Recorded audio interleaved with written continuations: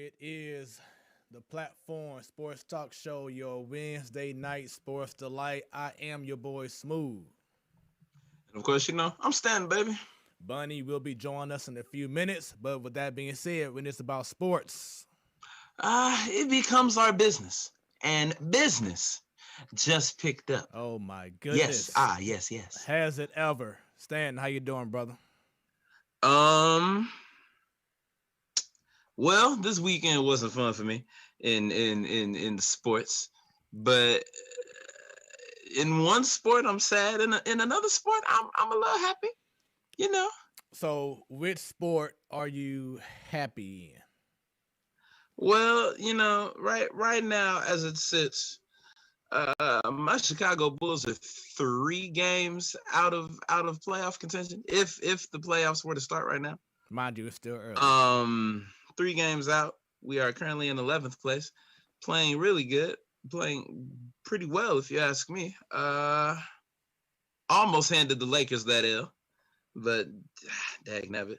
It's like we are getting close with very high profile teams. Mm-hmm. We had the Lakers all the way up until the end. They won by 2.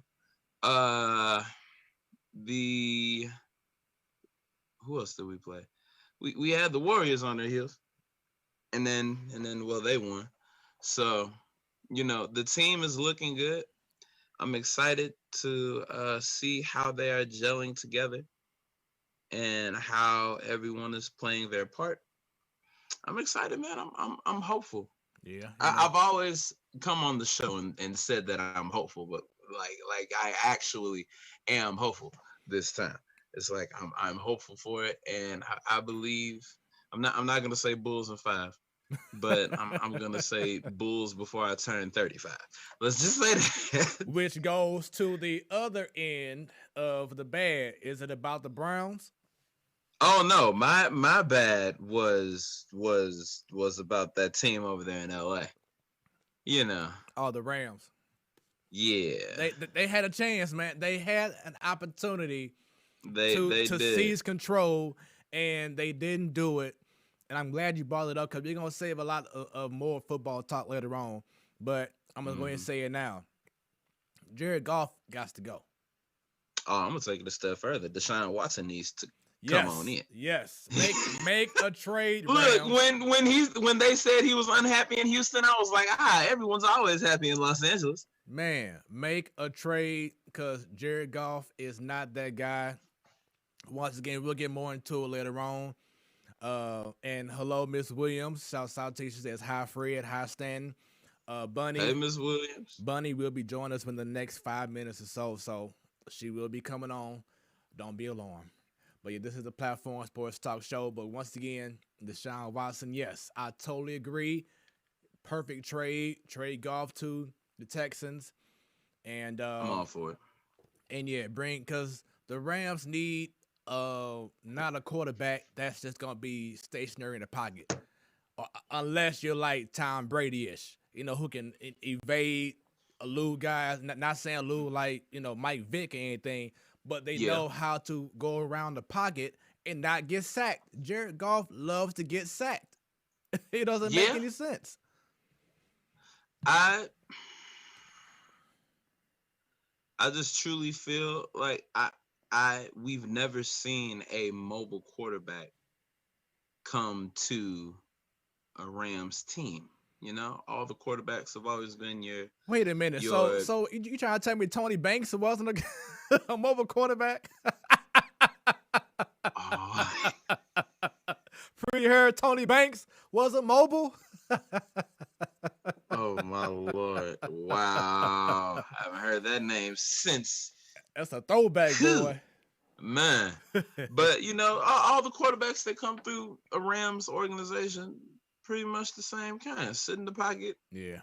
You live by the pocket, you die by the pocket. Well, see, now Sam Bradford was supposed to be different because he was a guy that was like a no huddle. He wasn't like mobile, like of course, like a Deshaun He, Watson type I guy. feel like But he injuries was right. Injuries just messed hurt him up. him, and he was injured back in college. Years he had the knee brace on during that time. Mm-hmm. Then when he went to the Rams, like his second season, boom, out. Then he Like came back the next year, boom, out.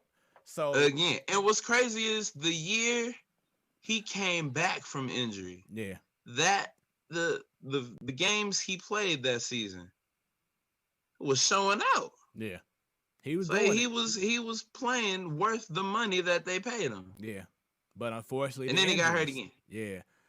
Yeah. Let's see. Miss Williams says that sounds familiar in regards to the Rams. Says, and then shouts out to Christian Taylor. Says Watson to San Fran. That could happen too. And if it did, oh boy. Look at your face. But yeah. But like I said, the Rams, they had the stop that they needed against Green Bay and had the opportunity to at least tie the game or get a lead. And yeah, they had they had multiple opportunities. And I want to say that drive they went like 3 and out, and it sucked. Now something that people are going to forget about that game is early in the game when it was still like within a touchdown. The Rams had the Packers at like a possible 3rd and like 7. And then that's when Aaron Donald had that personal foul when he grabbed the face mask and gave them that first down. That also hurt the Rams because you had the opportunity back in the first half to maybe get some momentum going because y'all had it coming. But then Aaron Donald, and he did this back at St. Louis times too. He had that one little moment where he'll kind of go, he'll kind of go a little crazy, and he'll cost his team a penalty. And that was one of the issues that the Rams had during the Fisher years, that they kept on getting these unnecessary penalties called, and that kind of came up and hurt the Rams. That game. Fisher years were just the Fisher years. Like you can say whatever you want. At the end of the day, yeah. You get to 7 and 8, you're like, all right, well, let's go 7 and 9 and call it a day. Christian Taylor's laughing, I guess, in regards to your response to Deshaun going to San Fran. And then Miss Williams says the quarterback has to be able to scramble and even rush now and then. But if your quarterback is your primary rusher, you have a problem. And like I said, we're going to talk about this a whole lot more later on because our special guest, he's on a time constraint, so we want to respect that and give him as much time. Yes. So I'll just say this. I had my thoughts, my doubts, and it's coming more and more, even though he won his first playoff game 2 weeks ago. But there is concern about Lamar Jackson. So I know you have to leave as well earlier than usual, Stan. So hopefully we get time to talk about it. But there's some concern about Lamar Jackson. He may not be as guaranteed as you want him to be. But with that being said, I put an asterisk by this year because and actually, but yeah, we can get to that. Actually, everyone, Bunny is now. Oh, look who here! Yeah. Oh, look who here! She's coming in now, y'all. And then we'll bring on our special guest. Wait for her her end to come on through. But I'm telling you, sitting here hearing myself, because I've got it going on my phone to keep up with comments. Yeah. So hearing it's hilarious. Why you say that? That real time playback. I usually don't get this. Right. So this is pretty cool. Yeah. So we just waiting on Bunny to connect through, and then she'll be joining us, and then we'll bring on our special guest because we have an incredible show coming. Says she's talking, but we can't hear you. Bunny.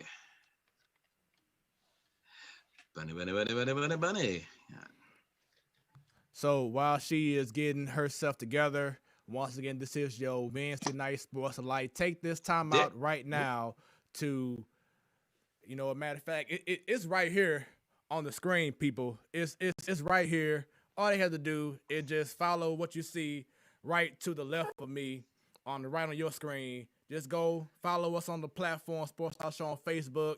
Go on Twitter. Go on YouTube, subscribe, stand and click on that. Bell, say it, Bell. Come on now. There you go. Because because The anytime revolution will not be televised. Okay? Right, That's right. But it will be audioized. Okay. because anytime we go live, Bunny, You will be notified. there we go. Hey, Bunny All of came them. in. All of them. Bunny came in with that Madam Vice President look. Hair done. She ready. Don't say that. Don't say that. Don't say Hey, that.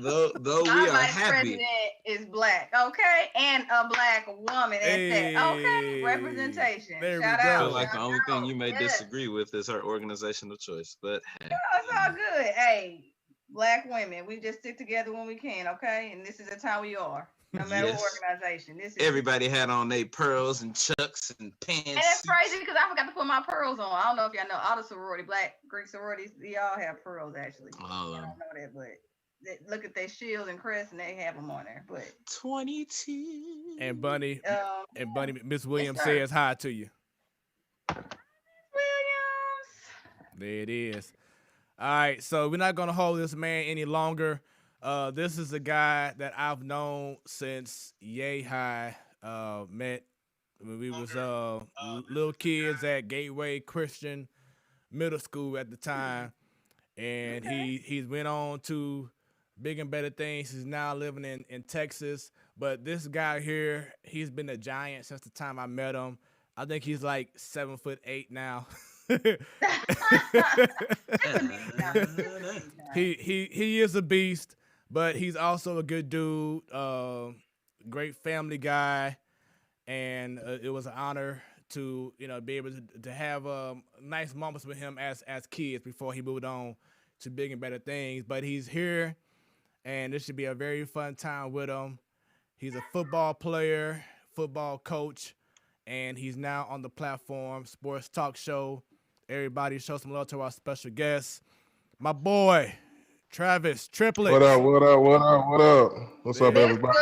Triplett is in the building virtually. Yo. What's up with it? There it is. What's going That's on, good. brother? It's a blessing to be here, y'all. I appreciate y'all for having me. Look, thank you for being a guest. We appreciate you. No doubt. Yeah, we originally had you scheduled for I think the last show of the year, but then things changed and we had to reschedule. But we're glad to have you on, man.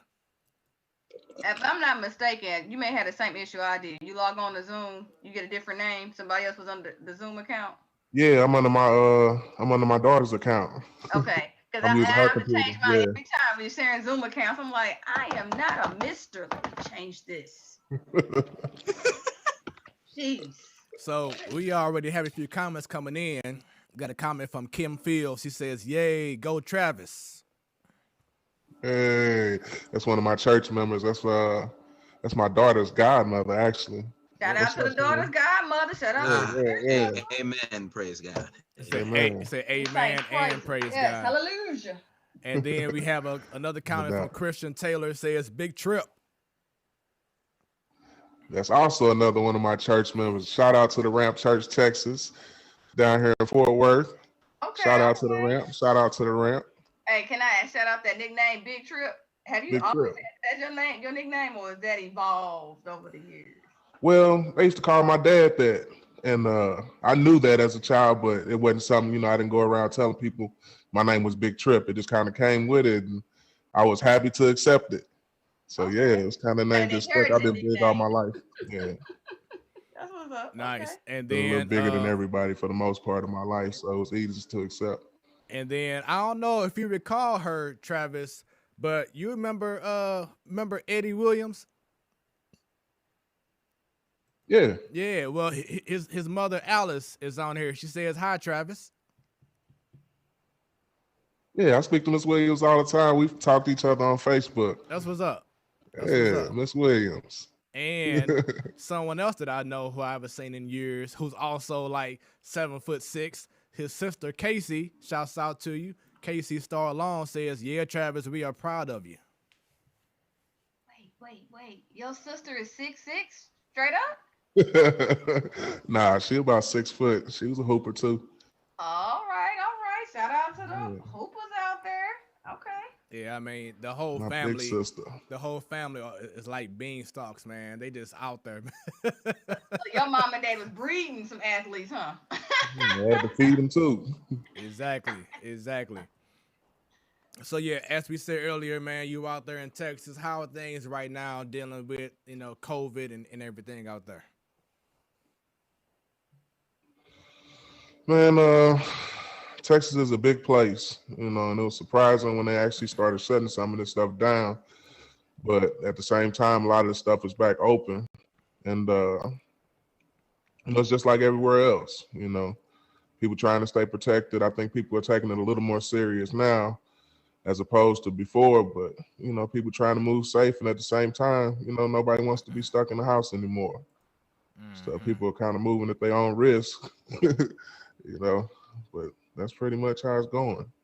Yeah, it's crazy times, and now what they talking about a whole new strand has emerged from the UK, and just got to pray for everything, man, and for And everybody that's that gonna they be be crazy safe. too. Like how they gonna distinguish, the difference between the two viruses that's going on, and is the vaccine supposed to cover that one also? You know, Right, what's gonna happen with that? Are we gonna be down for another year dealing with this one? right. We got some more comments. Miss Queen B05 says cousin Britt in the building, and your mom sends love to all. Thank you, Miss Triplett. Hey. Travis was telling me that before the I can't really show, see the comment. he was saying that before the show, you were talking about making moves, to a warm place. He was hoping you come to Texas, and you're still in a warm place here in St. Louis.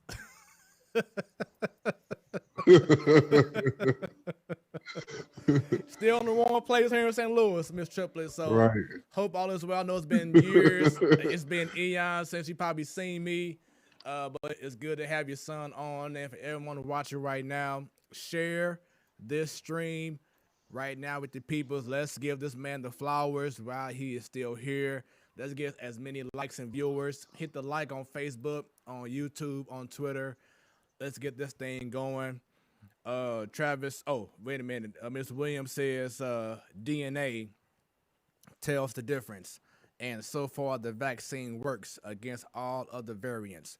So, Miss Williams not only is our faithful follower of the platform Sports Talk Show, but she is our science expert as well, just so you know, Travis. Awesome. That's good information. I appreciate that, Miss Williams. Thank you. Yes, yes, yes. So let's get right into it, man. The question that we always ask our guests is, when did you find, excuse me, what age did you find or develop your love for sports?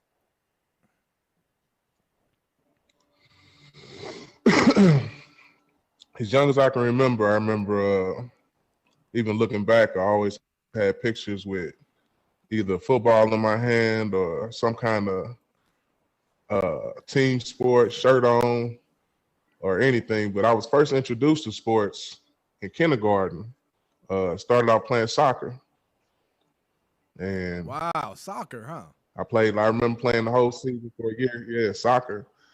Uh, didn't like to run, so I wasn't interested in going back to play I'm that about to say anymore. that's the wrong sport. And I got introduced to football, the wrong sport, especially for a kid that was big, starting out big and bigger than most of the kids in my class. Soccer wasn't for me. So I knew I wanted to play something. I enjoyed, being active. Just didn't want to do all that running trying to kick a ball. But I got introduced to football at 7. Uh, my first year playing, I had to play up a year because I was overweight.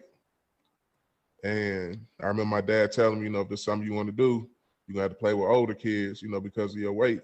And something I chose to do, and I stuck in there and hung out. And that was my first year of football over at Matthew Dickey. Rest in peace, Willie Ford, John Albert. Those were my coaches. Really? My first year playing over there. John Albert was your coach, huh? Yeah. That's what's up, man. We had his son, John Albert Jr. The third, on the show a few months back, and he went to the V like I did. So shouts out to him. And his father was No doubt. His father was an incredible man. He was my baseball coach during one of the Magic Dickey Summer League baseball teams back in the day. So definitely shouts out to him. Okay. Yeah. Yeah, good Shout out dude. to John Albert and John. Everybody know Right, John. right. John was John. Right, the little one when we was coming up. He's the little bad one that got to do everything. I'm going to say it. Nobody ever told John no. So I mentioned it earlier, bringing you onto the show, but you and I know each other from, of course, Gateway Christian. Shoot, was like what? Mm-hmm. We just say what grade was that day we met? Do you recall? I started going there in like the nursery. Yeah, is that okay? So I started off in the nursery. Make sure. Okay, so you all was the there way from up. nursery to when? Third grade. At the end of third grade, I left. Okay, yeah. So after there, Miss my mom Dane's put class, us out in the Parkway School District. Okay, so a lot of people don't know, but when I first started baseball, one of the very first teams that I ever played with, organized baseball, was for Matthew Dickey's, and it was for Travis's late father's team, the Ramblers. And Travis, I have a surprise. You probably want to look on your screen right now, and I'm showing our old, it's like what, 1990 something picture of us, of the Ramblers. And Travis, if you see on your screen, everyone, he's on the back far right next to his dad. Once again, rest in peace. A great guy. You see, he was tall. The mighty Ramblers. The mighty Ramblers. He was tall as hell. And then that guy in the same row, but second to the left, that's me, y'all. So that was my first time. So that was my first time playing in organized baseball. And we had a good time, man. Do you still recall the other guys' names? Man, I can remember everybody on there. Starting next to you, so your right side, we got Damien. Yeah, that's the name. Then we got Tony. Okay. We got Teron. Then me. In the bottom left, we got Brooke, Tommy, Dennis, Mike, Scotty, and Mike. Man. Now, everybody on here, I've talked to everybody on here. Really? In the last 10 years, with the exception of one person. And the best thing that I can say about this is looking back at this picture is that everybody is still alive. That's dope. With the exception of my father and Ricky. So all the players are still present. So my guy, let me go back to his pick real quick. But my guy was the coach that had the yellow shirt on. What was his name? Coach Ricky. Okay, Coach Ricky. That's what's up. That was Brooke Dad. Okay. No. That's Coach Gilliam. Okay, Coach Gilliam. Coach G. Shout out to Coach G. I seen Coach G within the last couple of years. He would come out semi-pro football games. Shout out to Coach Gilliam. That's what's up. So got some more comments coming in from Life's Good. Got Travis representing 314. Love you, Aunt Tracy. Got the sun and the cactus. So she must be. Love you too. So is she like out in Phoenix or something? She got the cactus trees and the palm trees. What's going on? Hanging out west. Yeah, she's in Arizona. Okay, cool. And matter of fact, Miss Williams, I believe Eddie stays in Arizona right now too. Okay, I did not know that. Yeah, he's out there in Arizona, hanging out west. Yeah, we had Lauren Woods on the show a few weeks ago. He's out there in Arizona as well. But yeah, man, great times for playing for the Ramblers. What was that street that we played off of? That park? What was the name of that park? Do you recall? Handy Park. Handy Park. Okay. Handy Park. Yeah. Good times. And yeah, she said she's in Arizona. So yeah, man. Like I said, great times playing baseball. That pretty much developed my love for the game. Then I went on and played in U City and stuff like that in high school. But yeah, playing with the Ramblers, it was some fun times. I don't think we won a lot of games at all. If we did, But Come it on was now, Fred. Come on now. Come on now. We won a lot of games. Didn't nobody want to mess with the man. Ramblers? Okay. The Ramblers, the mighty, Okay. mighty Ramblers. Y'all can't it was a mess long with the time ago, Ramblers. so I Hey, couldn't recall. and one thing's for certain, we always had the freshest uniforms. Yeah, we did. I'll be quoted saying that we always had the freshest uniforms. Shout out to Big John. Okay, so he the one who made it happen, John Albert. Made it happen. No, my father, Oh, okay. Big Johnny, Triplett. Yeah, Got you. the big trip. Yeah, man. So yeah, once again, shouts out to him. Great man. Definitely appreciated him. Definitely rest in peace, man. So, outside of, you said soccer, you brought up football, and of course you played basketball. Was there any other sports that you were interested in or participated in? Not really, other than, just recreationally, not really. I didn't do a whole lot of organized basketball either. Basketball kind of reminded me of soccer. It was too much running, that back and forth. It was fun, I could do it, to have fun, but I didn't enjoy it enough to take it serious. Got you. So I just stuck with the football and baseball. All right. So, what led you? Well, let's go back to Gateway Christian. How would you describe your time? I don't recall you playing a lot of sports, doing Gateway, but it's your overall time at Gateway before you moved on to the Parkway District. How would you explain your time at Gateway? Oh, let's see. Well, Gateway Christian was kind of like home.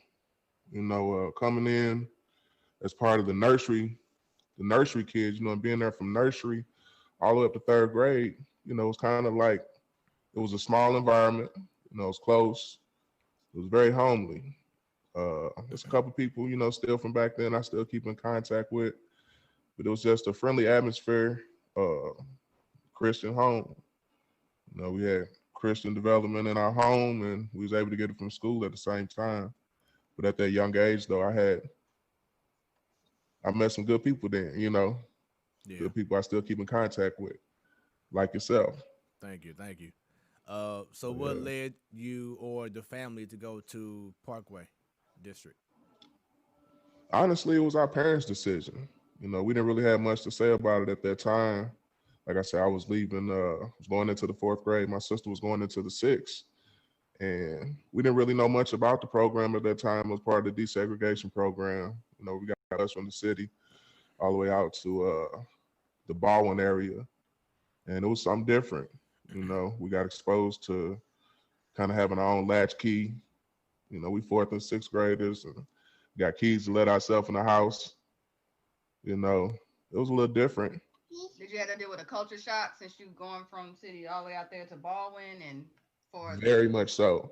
The kids? And very much so. And it was kind of confusing. It was kind of confusing because, we would go out there and we'd be riding this bus out there. We'd be on the bus for like 45 minutes. And we'd get out there and see these neighborhoods and these kids got bikes and stuff, just sitting outside in their yard, the little Power Wheels, and, you see their footballs and, all kind of stuff just sitting out in the yard. And, you just left an environment to where, somebody chased you for your bike, 2 days ago. You got gates and stuff around fences and stuff, around your houses. And we went out there, whatever, and everything just seemed free. You'd be riding on the bus and see kids walking to their house and not using the key. It was definitely a culture shock. And especially because, like, in Gateway, very, very small school. Didn't hear a lot of people, saying cuss words.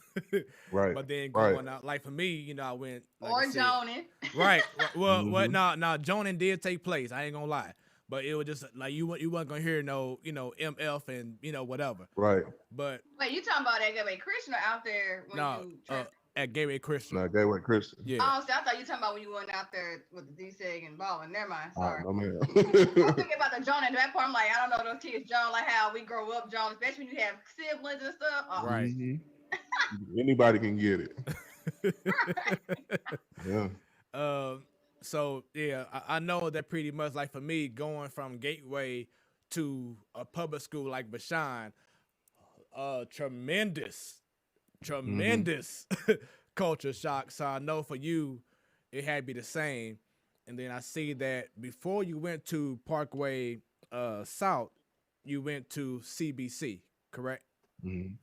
I went to CBC my freshman year, and from leaving Gateway going to public school and then going back to private school, another culture shock. We're dealing with a whole different thing now. We teenagers, and we're in an all boys school. That was a little bit different. Having to wear a uniform was different, and just the structure of how they did things was different.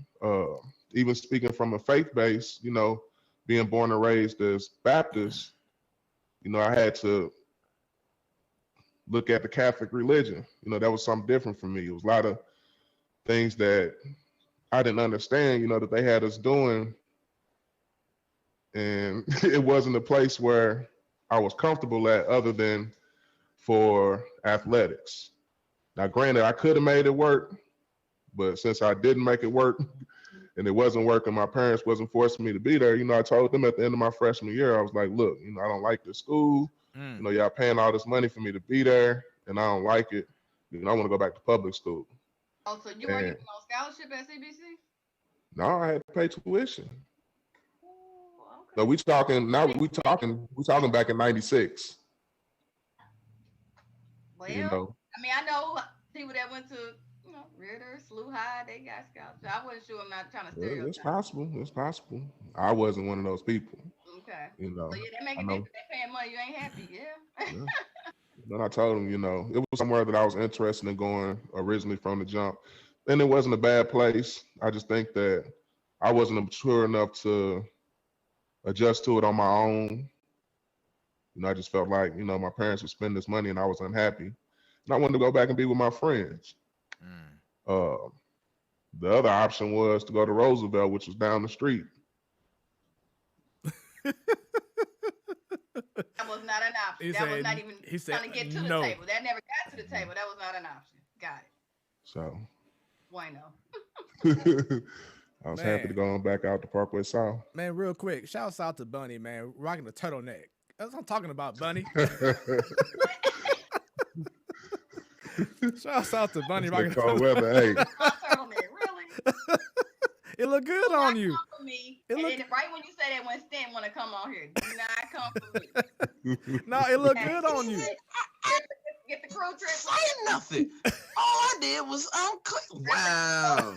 We don't want no problems, okay? Wow. You're from St. Louis. You in Texas. You know how we are in St. Louis. Come on, come get your Bunny, I think that was one of my mama's favorite things to put on us as kids. A turtleneck. We used to wear turtlenecks, boy. I like turtlenecks. Get a turtleneck and then put a sweatshirt or something on top of it. That's how we got sent to school, with a turtleneck and a greasy face. Hey, boy. Laugh at the man. You know how many kids come in the classroom with grease like you can fry a whole bunch of chicken.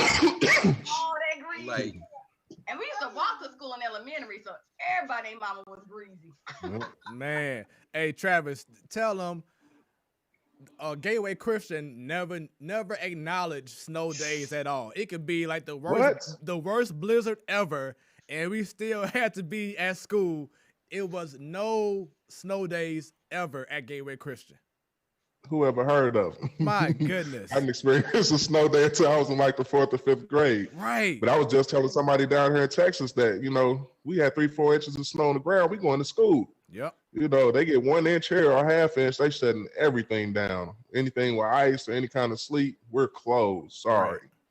What made the school system change over the years? Because like I said, I started off at a private school up until I got to middle school, but even then, we really had a snow day. It's just like a flurry come out, shut it down. I'm like, what? I guess it's kind of a safety thing, but then again, back then they had them heavy cars.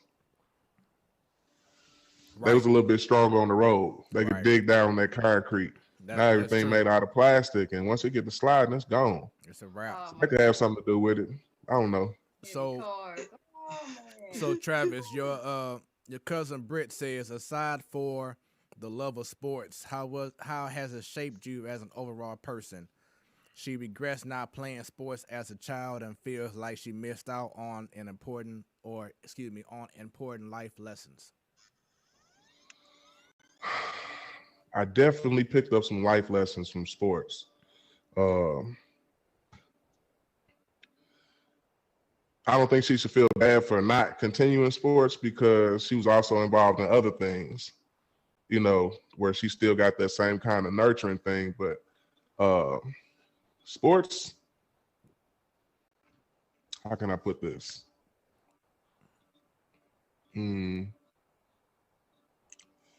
I think sports has had a major impact on the way that I do things.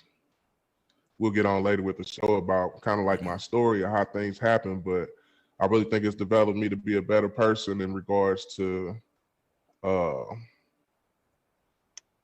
just how I look at things about life, things not being guaranteed and having a passion about things. And I don't know, it's a lot to it. It's a lot to it. That's a big question. I could write a whole book on that one question right there. Okay, So yeah. we're speaking to existence, a book coming out from you soon? Very soon. Very soon. Yeah, I like that. I like that. All right. I'll be 40 next year, and I had a book before I'm 41. Got the title for it. Me, myself, and I, and everybody else. Everybody else. It's room in the story for everybody. I got a piece for everybody. This will be in there too, because this is gonna be the start of it. Prologues. Let's see. Miss Williams says in upstate New York, they didn't shut down school unless we got at least a foot, and then it was iffy. It's crazy, man. It was like, man, they had no idea about snow all the time. If they shut down for every time they had a foot or less, I mean, they would never be in school in the wintertime. So I get that. Just like Chicago rarely shuts down. They get 3 times the amount of snow that we get here in St. Louis. Yet meanwhile, here in St. Louis, if they say it's gonna snow, not if it does. If they say it is, schools are like, yeah, we can't risk it. We gotta close. Y'all got snow on the ground now? No. Don't speak that. Not a lick of nothing. Look, we've been in shutdown so long anyway. Snow, what that gonna do? We ain't going out and about like that anyway. Yep. But speaking of that, since we are in a pandemic and a lot of virtual learning going on, do you all see snow days going for good? Because people can learn from home, but you don't have to shut down the learning. I think a lot of the stuff is gonna be gone for good. I think eventually they're gonna have high schools and middle schools and stuff, where people can do virtual learning, just as an option. There's so many people that's doing homeschooling and stuff now. But I just think I think it depends on the person. I definitely would not want to be stuck at home in front of a computer all day. And having a childhood that I had, I think that everybody else should experience where, they should be able to get out and be interactive. I definitely think it's a difference between a child who is homeschooled and a child, who is part of the school system. How important was it for you as a youngster to play multiple sports? As a youngster, I guess I didn't really look at it as being important. As kids, we kind of do things because we enjoy doing them or our friends doing them. Nobody was preaching back then about, how playing one sport can help you do something else, or help you play another sport or, just being involved in more than one thing. I always grew up knowing I wanted to play football, but I kind of liked baseball better at the time. It was just something that grew and changed, over time. So I don't know. Mr. Williams says some kids have adjusted, but a lot of kids have struggled in regards to virtual learning. The social interaction is important, which is true because a lot of kids are so used to being around other kids and being right there in that environment with your teacher, so you can get more of that intimate, setting and everything like that. So even in those team sports, though, I mean, we had Sydney out here a couple of weeks ago, and she did swimming and track. Swimming, they just picked that back up, but even with swim practice, there's only 2 of her teammates allowed to be at practice at a time, and her team has at least 10 people on it. So they're not even engaging with each other at practice because you got a limit. And then track, that may change, but last summer they didn't have it, and it's like all those people, all those young ladies, girls like to, click up together. It's not there, and it's like, oh my goodness. Hopefully, though, this is a learning lesson for them. And then when they get back to being a person, they'll appreciate and I guess do better. I mean, they were good when they were at practice, but like people when they're preteens kind of don't want to listen, kind of smelling themselves, girls and boys. Mm-hmm. And then it's like now y'all miss being around each other. Y'all miss y'all coaches telling you what to do and this. So hopefully they will when the coach is telling them to do something and actually be better and listen. Right. And Right. Travis, I know that you have a daughter in school right now, correct? Correct. Okay. And what school? My oldest child, she's in Tampa, Florida. And she's in Tampa. She goes to I can't think of the name of it right now. Put me on the spot. But she's a senior this year, yeah. She's a senior. She's playing basketball. And she just signed a letter of an intent to go play in another school next year Nice. for college. Congratulations to her. Hey, no money you got to spend for college. Shout out. Very. Congratulations, daughter. All right. Good job. Very proud of her. Mm-hmm. Doing big things. Do you see a lot of yourself in her in regards to an athlete? She's got a drive, man. I think more so she's kind of like I was. She was a big kid, and she plays a lot off of her size. Mm-hmm. I think she can only go up from here when she really gets some coaching and learns how to use her body. When I was growing up, I had the same issues.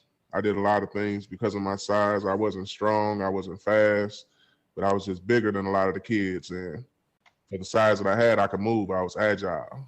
So I think she's going to have them same things. I'm looking forward to seeing her continue to grow and really get some coaching, and develop as a player. Nice. And speaking of being a standout athlete, going back to yourself in high school after CBC, that's when you went to Parkway South. Looks like that's when everything started coming into fruition. That's when your name was being noticed, and the buzz was real as you end up being an all-district conference and all-state football player at Parkway South. What position did you play at Parkway South? I'm gonna cut you off right there, PTI. It led up to that, but it didn't start off like that. Okay. I finished with some accolades, but coming in, a lot of people don't know, I didn't start until my senior year. Wow. My senior year of high school. Okay. When I left CBC, my freshman year, I was 5'9", 225 pounds. Jesus. My sophomore year, I shot up to 6'2", 240 pounds. So it was a big difference, and then coming out there. You just grew like that? Yeah, from 5'9" to 6'2", and went out there or whatever and played JV my junior year. And a lot of people, laughed and talked about me. And I felt like, I should have been playing. And then my senior year, it just kind of took off. My senior year took off. We went to a Mizzou camp and went down there and got a little exposure, and it was on and popping from then. So you see that opportunity, that was smart. Yeah, that's all it took. Did you go to that Mizzou camp, or your coaches recommended you to go to that camp? Well, the coaches took us down there. It was a team camp. So the whole team went. And before that, I wasn't really getting no exposure. Like I said, I played JV my junior year. A lot of people don't know that. And then just shout out my senior year. So your senior year, when I started getting exposure. How tall were you then during your senior year? My senior year, I left high school at 6'5", about 285. That was big. You to me like 2 times over. That was big then. It's big now. Trust me, it's big now. Don't worry. But then, it just goes back to during that time, I was just a big kid with size. Hadn't really been taught anything. No discredit to my high school coaches, but I was just a big kid out there running around, keeping people from getting to the quarterback or stepping in front of people, and pushing them out the way. It wasn't because I was strong. I was just bigger than everybody and knew how to use my body. So when I left high school, the problems that I had was, we going into college with kids, really coming from weight room programs. and I had to really get myself together, get myself a reality check when I walked in this weight room on our first day, and I see defensive backs that are like 5'8", 5'9", 180 pounds, bench pressing 325 pounds, 5 times. Wow. It was definitely a wake-up call. I had to get it together. When I left high school, I was only benching like 285. Another thing that nobody knew because I had field strength, no weight room strength. So just from your story right there, you were strictly an O lineman. Is that correct in high school? Strictly O-line. Yes, sir. Cool. Played left tackle and Blind side. high school, blind side. In high school, I ended up going to the University of Memphis. Went there my first year, red shirted, still playing left tackle. This time I'm probably 6'5", 315. My goodness. Kind of sloppy looking kid. I was still growing into myself. But went there my freshman year, red shirted. Played a little bit my red shirt freshman year. And that's where the story begins. That's where the story begins. Was there a time during high school, with a man of your size, I'm pretty sure it probably didn't come a lot, but was there any type of intimidation not intimidation, yeah. Were you intimidated by anything or anyone during your time in high school? I'm going to be honest with you. I was intimidating with hurting people. Because people used to talk about me because I was playing JV my junior year and I was bigger than everybody. You supposed to do that. Why you out there pushing them the kids down? Look, this is the only place they're going to let me play on the field. The only time I'm going to play, that's where I'm going to shine at. That's the attitude that I had. But at the same time, back in my head, well, yeah, that dude was kind of little, or yeah, I'm better than these kids. But that was all I had. Yeah. I don't know what the deal was with my football coach to where he didn't want to play me. He wasn't the coach my senior year. And that's when things took off. Who would you give credit? Because I know you said earlier you didn't have like that coaching, going up in high school. So who would you credit in regards to getting you together and getting you ready for that next level? There's a number of people. I had friends, man, who were interested in working out. We would just meet up at the parks and stuff, and push each other. Coming from the city and then going out there, we still had a connection with being from the city.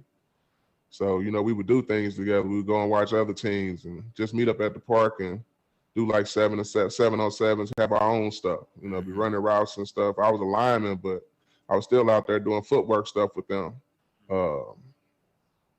We had coaches, like Little League coaches, that I still go back and talk to and be out there working and doing stuff with them. That's pretty much where we got grounded as far as staying active, and they were kind of motivating things within us. Your cousin Britt asked, do you have any, or did you have any game day rituals or something to get you in the zone? I used to always listen to chop and screw music before the game. Hey. I would listen to slow music before the game and all this stuff going until we get out in the field. If I took my headphones out there, that's when I turn on my crunk music.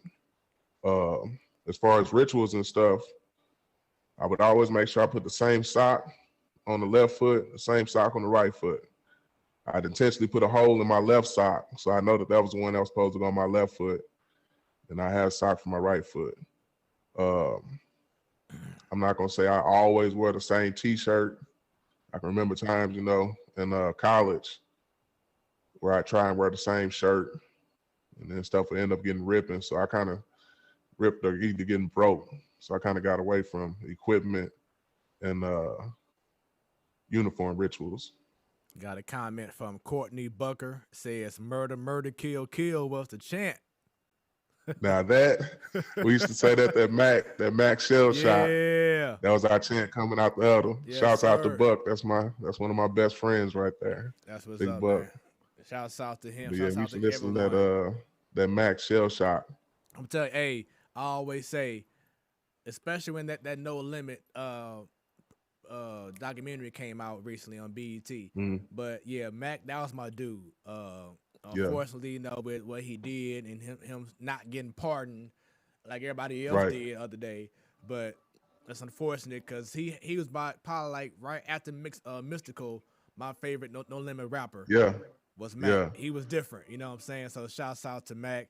And to everyone watching right now, thank you very much. The Platform Sports Talk Show. Make sure y'all go ahead and share this stream with all your people. Let them know that, hey, we got Travis Triplett as a special guest. Give us a follow on Facebook, on Twitter, on YouTube. As you see right here, right next to me. Show us some love. Let's have some fun on the Platform. Am I doing this right, or is it pointing to the? It's pointing to the logo, ain't it? I feel like it's pointing to the logo. Yeah, right, like bam. It's on the other side. And then, thank you, because I was looking at it on my phone. I was like, oh, I'm not pointing at the right thing. Okay. On my screen, from my angle, it looks like I'm doing right. So it's right here for me. Right. So yeah, as you y'all, heard, it's on the other side. As you heard and see, we have Stan.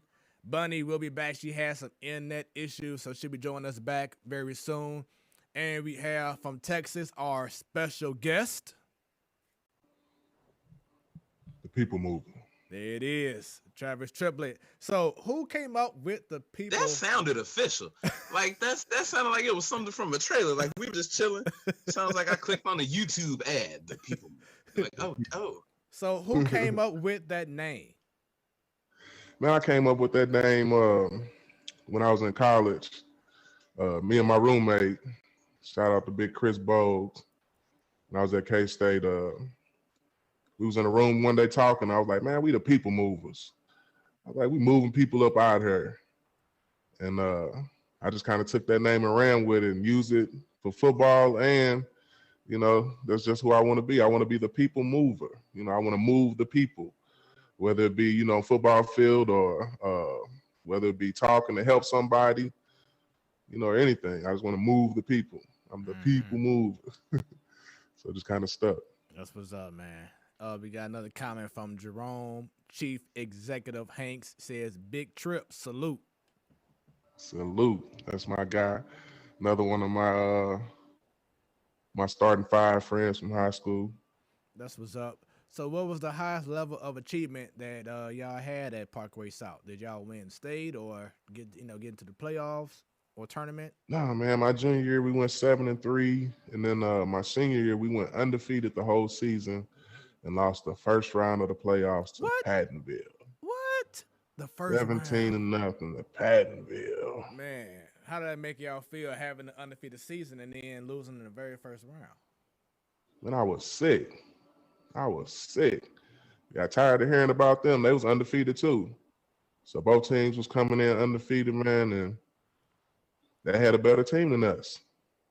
You know, I'm going to say it. They had a better team than us. They showed to play that day. Yeah.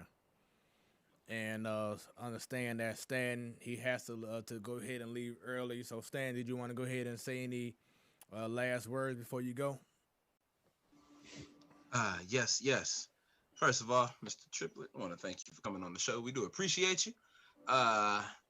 Continue to move the people, but in a different way than when it was initially created. I'm not sure where Bunny is, but Bunny knows I love her. I will see her next week. Smooth, I will see you next week. Well, ladies and gentlemen, I want to always thank you guys for tuning in. It is definitely appreciated. And as long as you are watching, we will continue to give you all amazing content.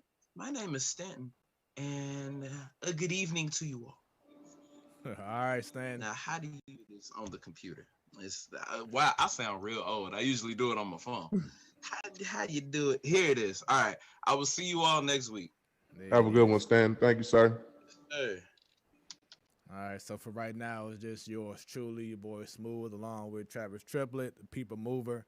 Gonna keep it moving. Bunny lost her internet connection, so Yeah. hopefully she'll be joining us very soon.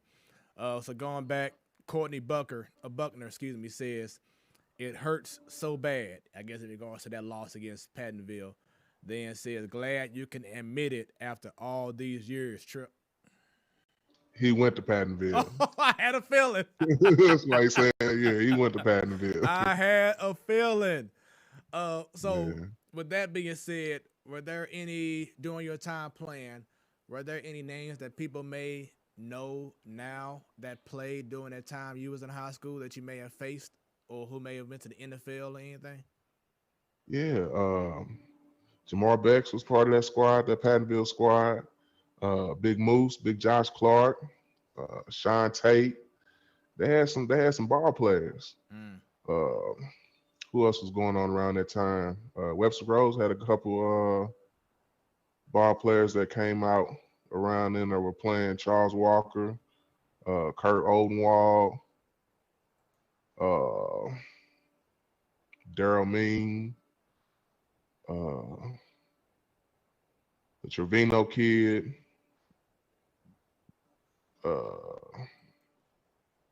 even in the PHL, Dwight Whitfield. Oh yeah. Your boy Vashon. Oh yeah.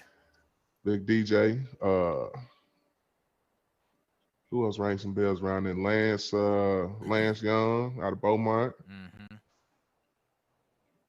There was a lot of ball players around that time. There was good football going around in the city in around 2000, late 99, early 2000s.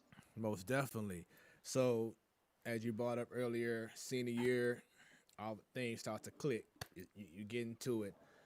Tell us about that process of you going through your recruitment process, choosing what school you want to go to. Well, recruitment was very interesting. I didn't have a lot of options starting off. There wasn't too many people that was coming to Parkway South back then to see anybody, for football. We had a decent program coming up, but it was nobody that just came out that was great. Now, I could be wrong on this, but I was told that from when the program started in 76, my year 2000, me and Atia Ellison were the first to sign Division I football scholarships out of that school. Me and Atia Ellison, he ended up going to Mizzou. He was a third-round draft pick to the Carolina Panthers. So, yeah, that's when it started. Some of the schools I was recruiting by coming out was Mizzou, KU, Memphis, Kent State, Drake, Miami, Ohio. Wasn't a lot. I didn't have a lot of options coming out. I thought about Mizzou, kind of wanted to go to Mizzou, but Mizzou was too close. Memphis was good, in fact, that, I was right down the highway, if I needed to get home or wanted to get home, but it wasn't as close as Missouri. Right. So I chose University of Memphis. Courtney asks, what happened to Jay McBride? Jay McBride, he was another athlete that came out our time at Parkway North. Not sure, haven't heard anything on him. So when you start getting these letters and getting the recognition, how did that make you feel personally? And I know it had to make your dad feel very proud too. It made me feel very good, man, especially being being a guy who didn't really, start making no noise until my senior year. I was very proud. I worked hard in the classroom with getting my ACT and making sure my GPA was up to par, to have the grades or whatever to do it. And it was something I wanted to do, especially knowing that nobody else had really done it for my school. My mother was a college graduate. My father attended some junior college. And, the expectations were to go to college, after high school. That was put on, from my parents, that I was going to go to college. But I knew personally, I didn't really have an interest in going to school if I wasn't playing football. That was the biggest thing that kept me in school. That was the biggest thing that kept me interested, in school. Even from being an adolescent, things didn't go right in the classroom. We was always threatened with, our sports, our extracurricular activities. Now I know So, yeah. earlier you was talking about how you didn't prefer doing a lot of running, and then that's why you didn't play soccer and basketball. So, did you get an opportunity as an O lineman, like let's say an interception happened or a fumble happened, that you was able to make some tackles? And if you did, how did it feel? No, I didn't get no glory, no glory, no anything like that. Couldn't inflict any It was one time pain. in practice. One time in practice, they had a trick play called to the left tackle, and it was kind of Oh, like almost like a screen pass to the to the offensive left tackle. right. We might have ran it once or twice in practice, but it never came up Oh, when I wow. was playing, during the game. So yeah, I didn't get no shine or nothing like that. And during the time that you went to Memphis or to college as a whole, but starting off in Mhm. Memphis, that was during a time in which you still had NCAA football, on, not Nintendo, but PlayStation and whatever, Yeah, right? yeah. So were you part of that? You had to sign something so they can have your likeness and everything on the game. Well, we didn't sign them back then, but I was on three. I was on three of the games. I believe starting off at 2001 to 2004. I was on with University of Memphis for 2 years and 1 year with Kansas State. Okay. And no, they didn't make us sign nothing. I remember when they took when they had the whole thing with the O'Bannon brothers and the Right. NCAA, about the athletes getting paid. Now they did take a settlement on that, and paid us out for that, but it wasn't much. Now they made you sign something saying that, if it ever opened back up that you couldn't Say anything about you it. couldn't get anything from it, Yeah. you know. Uh, With Courtney, that little money you said that little money wasn't doing nothing, huh? nah, not mine. Now I know some people who got paid, Yeah. but I just felt like, if I was on 3 games or whatever, I should have got a little more than I did. But Right. nah, I didn't get Courtney Buckner says forgot about Damian Nash. Damian Nash, yeah, Didi. Yeah. Yep, Some rest in good peace. football. Yeah, great times. I know a couple years before us, Lawrence Moroney, he was a beast. Yeah. He was Yeah. definitely a special guy. So tell us about All your. the, I'm sorry. Go ahead. I'm back. My bad. Going all the way back to Ricardo Rose and Brian Lewis, Yeah, and you know that was some good times of football too. most definitely. So tell us about your time at Memphis. You going from Parkway South to University of Memphis. Tell us about that Mhm. experience being there. Memphis was fun. I had a good time in Memphis. Um, like I said, it was good to kind of be close from home. There was a lot of people from St. Louis down there also. The city was a good environment. Had a lot of fun. Uh, the school is right in the hood, so you get a lot of interaction with neighborhood people and people that don't actually go to the university. But that was part of the issues of the problems that I had. I went down there and kind of got free. Mm, It's very similar to home. Got acclimated real fast and wasn't able to uphold my studies mm, while I was there. So during that time after my redshirt freshman year, my sophomore in the classroom, the spring of that year, I found out that I was ineligible. So that was it. Found out I was ineligible, and they sent me home. mm. That was like a real reality check. So I came home for the summer and took some classes, and they got me set up to where I ended up going to Dodge City Community College. University of Memphis sent me to Dodge City in Kansas, and got out there and decided I didn't want to go back to Memphis anymore. I Hmm. had been there for a while, and they hadn't called to check on me or anything. And I got there, and that was a culture shock too. Because at that time, or whatever, I'm going in the middle of Kansas. I don't know nobody. The school sending me out here, in the middle of nowhere, Dodge City, Kansas. I don't know if you're familiar with it or heard of it, but it ain't nowhere that you want to go. Wow.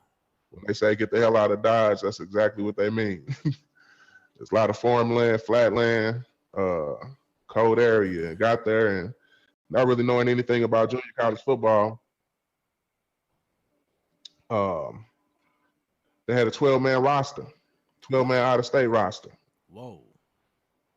So I get there and I'm looking at all these kids, coming in from everywhere. There's kids from Florida, Texas, Oklahoma, Louisiana, everywhere. But I know it's only 12 people that's going to be on this team from out of state. And so as much as I didn't want to be there, man, I made the best of my time. I ran into some good coaches and some good players. Shout out to my offensive coordinator, Coach Andy Siegel. He did a great job with our offense and really kind of taught us some life skills about being a man, just sucking it up and doing the things that you need to do. He was a great inspiration. He was a very influential person in my choice of choosing Kansas State as well after I left there. So when I left Dodge City Community College, I was ranked as the number 3 offensive lineman in the country. Coming out of there, I could have pretty much went anywhere I wanted. I had a great football career that one season at Dodge City, and I really wanted to go to Florida. That's where my heart wanted to go. My dad, he wasn't going for it. He said it was too far away. And I enjoyed my parents being able to come to the games. So that was something, I had to take in consideration too. Looking back now, do you still regret that you didn't make that choice to go to Florida, or are you pretty much like? No, I don't regret it at all. Okay. A lot of the decisions that I made during my college career were decisions that I made. A lot of the bad things that happened during my college career were because of decisions that I made. The irresponsibilities of not going to class, not doing assignments, just all that stuff were decisions that I made. So I can't really say that I regret not going somewhere else because I went there and did the same thing. Yep, totally get it, man. Totally get it. So, like you said before, you're doing big things. You were ranked number 3 nationally, and then boom, Kansas State. Looks like you had a lot of success there at Kansas State. Tell us about your time there. Well, my time at Kansas State was unique also. This is when I really kind of woke up and started identifying and finding out who I was. A lot of things happened at Kansas State. One significant thing, when I first got there, I had been there for 3 days, had met a couple players, had met a couple coaches, and I got a DUI. Got a DUI. Now at this point in time, I don't even know the dude's name of the person I was living with. I'd only been there 3 days. Met this girl that knew somebody I went to junior college with.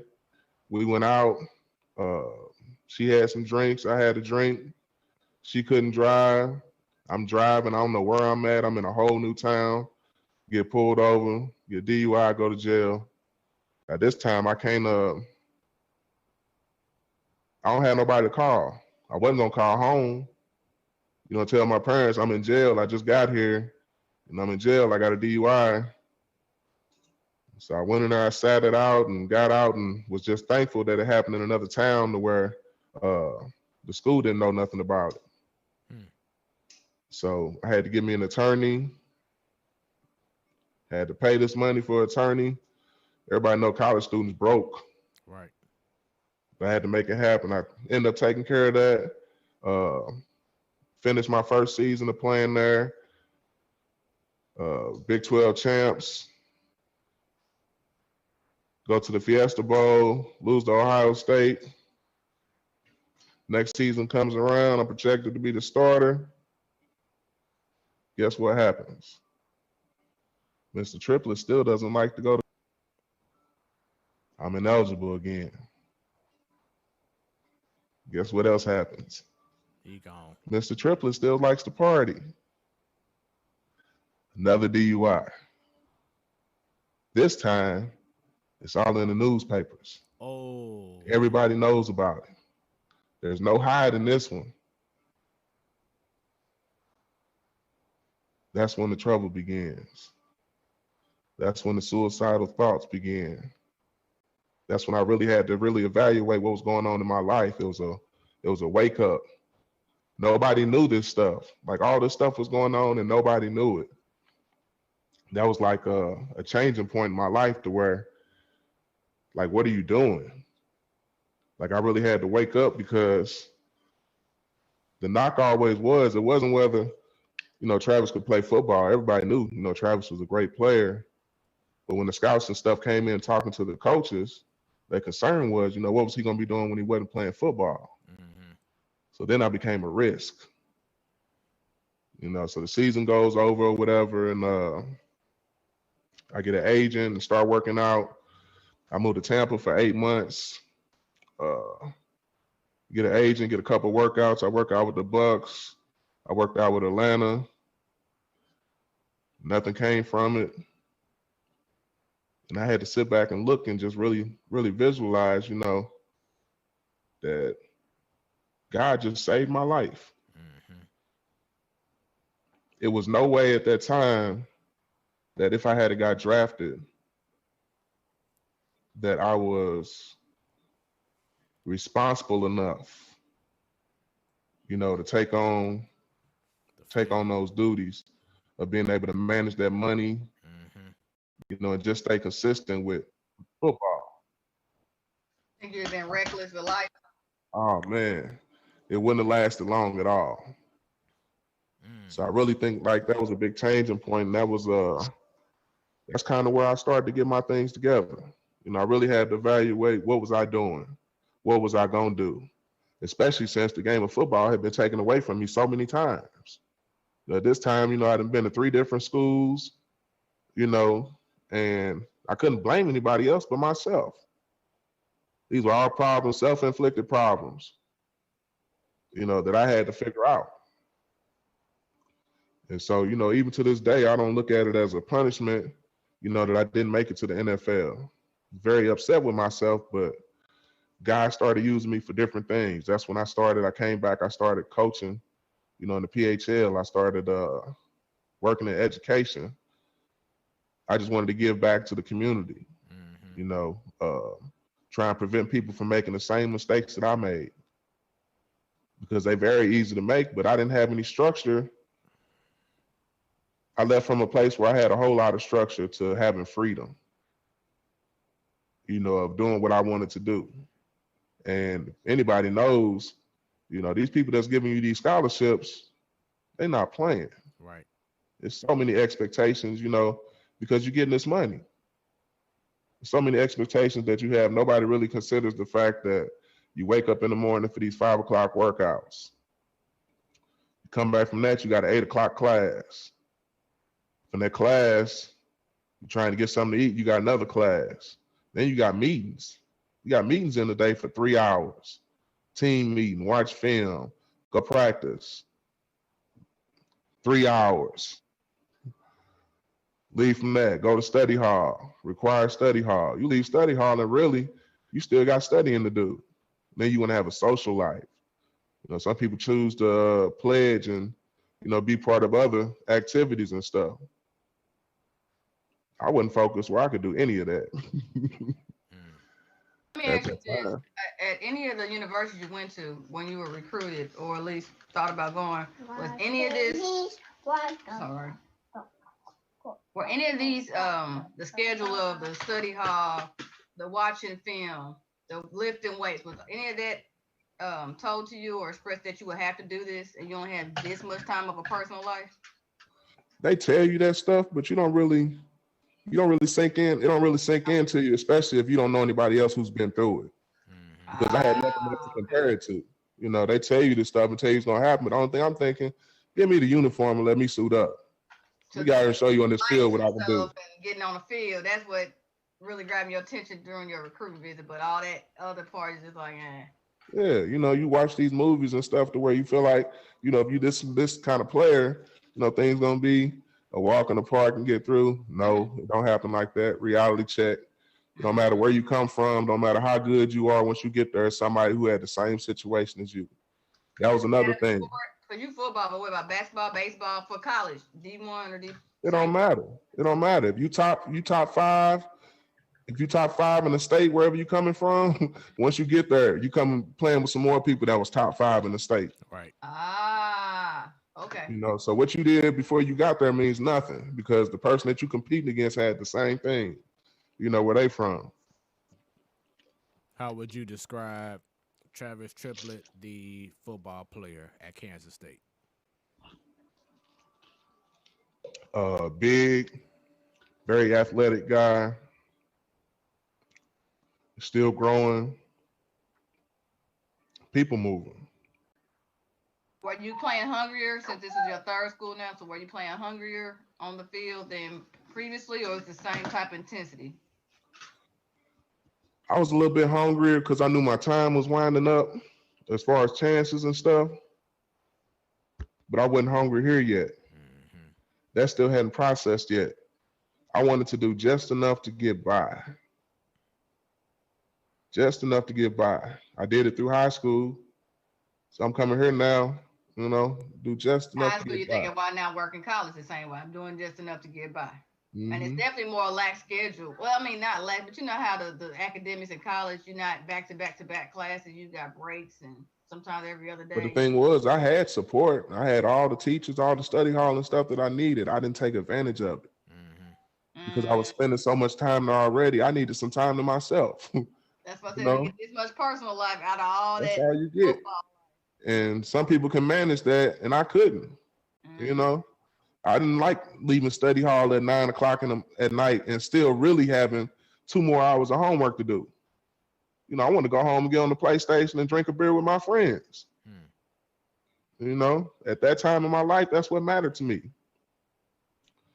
And so, as much as I say I love football, did I really? To put the time, blood, sweat, and tears around the clock because you wanted some of your time that wasn't football related. You wanted to do what made you happy. Well, not made you happy, but what you wanted to do, basically. That's what I knew. That's what I went to school for. Okay. When the people came in there and sat in my living room and talked to my parents, and had me sign a letter of intent, I was going there to play football. Right. Not for class. Not studying. Studying hard. That though, does the recruiter, whoever coaches on your living room couch, mention like, okay, I know you for football. I'm here for you to come play football for us. But I also want you to know you got academics. You're gonna have to do some studying too, though. I want you. They talked about all that. And I understood that. Okay. But at the same time, I know why you sit in my living room. You want me to come play football for you and bring your school money. Correct. If I get a degree, then that's fine. But that's not your main focus. I can honestly say though that I had all the opportunities in the world to leave there with a degree. I didn't capitalize on it, but I can't tell you that when they came and sat in my living room that wasn't their top priority. It was more of a, what can you do for me? Right. All right. Can I spin off from the regular question, Smooth? Mm-hmm. So you mentioned your daughter just got a D1 scholarship and she just got recruited. So if she goes to college and decides, yeah, I like basketball, but I ain't trying to do academics, I'm not going to leave here with a degree. I'm going to just quit on my 4th year. Would you have a problem with that? Say that again now. So your daughter just got a D1 scholarship. She go to school for playing basketball, but on her 4th year, she's like, yeah, I'm not trying to do any more academics. I'm tired of school. I want to quit. Would you have a problem with that? She's focused on basketball, but not the academics, and she don't want to put all the extra that she needs to get her degree. Would you have a problem with her quitting school? Yeah, I have a problem with it because we don't raise quitters. I didn't quit. I got put out. Okay. You know what I'm saying? Okay, you got put out, but you still had the opportunity to go to another school if you wanted to, or no, you weren't on the do not academics. I'm just saying. I'm just after then. My time was up. Eligibility. Okay. Yeah, my time was up. Oh, okay. I'm sorry. I thought you was just quitting like F it. It wasn't my choice. It wasn't my choice. Like I say, I went and got an agent and, moved on from there. Went to did my pro days and workouts, and guy had something else planned for me. Okay. So let's talk about the success that as you brought up earlier at Kansas State, because we see a jersey that's right on the wall, right behind you. Mm-hmm. You can show everybody real quick, man, that jersey. Show it off real quick. Show us the patch from you being in the bowl This game is and everything. Yeah. Tostitos Fiesta Bowl patch. We went to the Fiesta Bowl. Was it 2002, 2003? Went to the Fiesta Bowl. Unfortunately, we lost to Ohio State. But that was the year we were Big 12 champs. We went 11-4, beat Oklahoma in the Big 12 championship, 35-7 at Arrowhead Stadium on December 6, 2003, 2002. You see, he remember like yesterday. He's spitting them dates Oh, out. yeah. Okay. Yeah. Good memories, man. And the Big 12 was popping, during them years too, man. Mizzou was right there up top. Yeah, that was before the breakup. That was before everybody split. Yeah. And got up out of there. Yep, KU, was had Nebraska doing, in there. Yeah, it was nice. It was hot. How many? It was like 4 Texas schools in there too. Yep, A&M, Texas Tech, Baylor. Yeah, so the Big 12 was popping. I don't think it's getting outside of Oklahoma.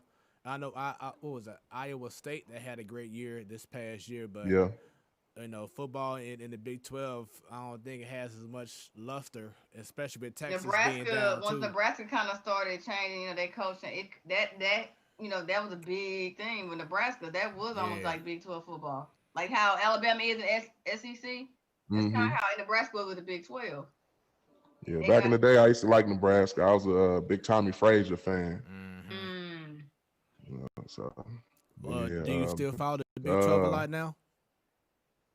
I follow Oklahoma. Okay. I'm an Oklahoma guy now. Don't tell nobody. One of the kids I trained back in St. Louis, he's a product of Pattonville High School. Shout out to Marquise Hayes. He's an offensive lineman at the University of Oklahoma now. So I definitely follow them. What's your person? I get it. Yeah, no doubt. So a few comments here when you was talking about your time at Kansas State and the struggle that you had. Courtney Buckner says, "Story of my life." So I guess he must, relate to what you were going through during your time at Kansas State. And then your cousin Britt says, "What type of team player would your teammates say you were?"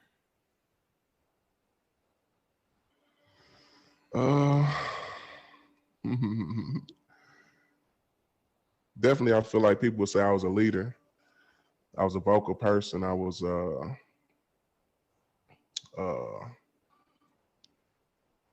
kind of the hype man.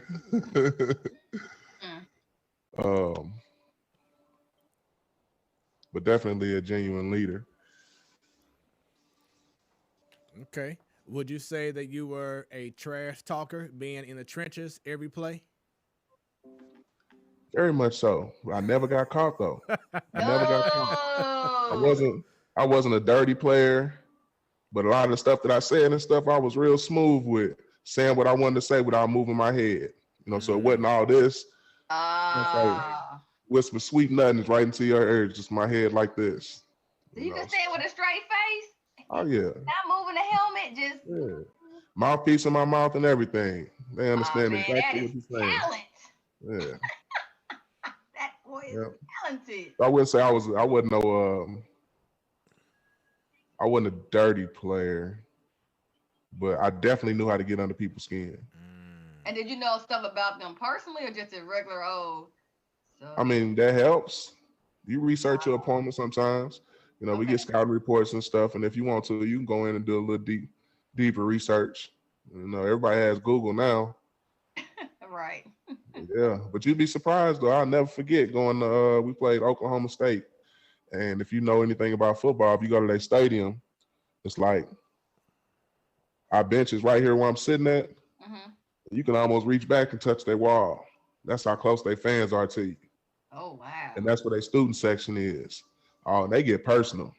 They get personal. They talking about stuff you did in high school, and if anybody had any kind of charges or anything, they knew about all that stuff.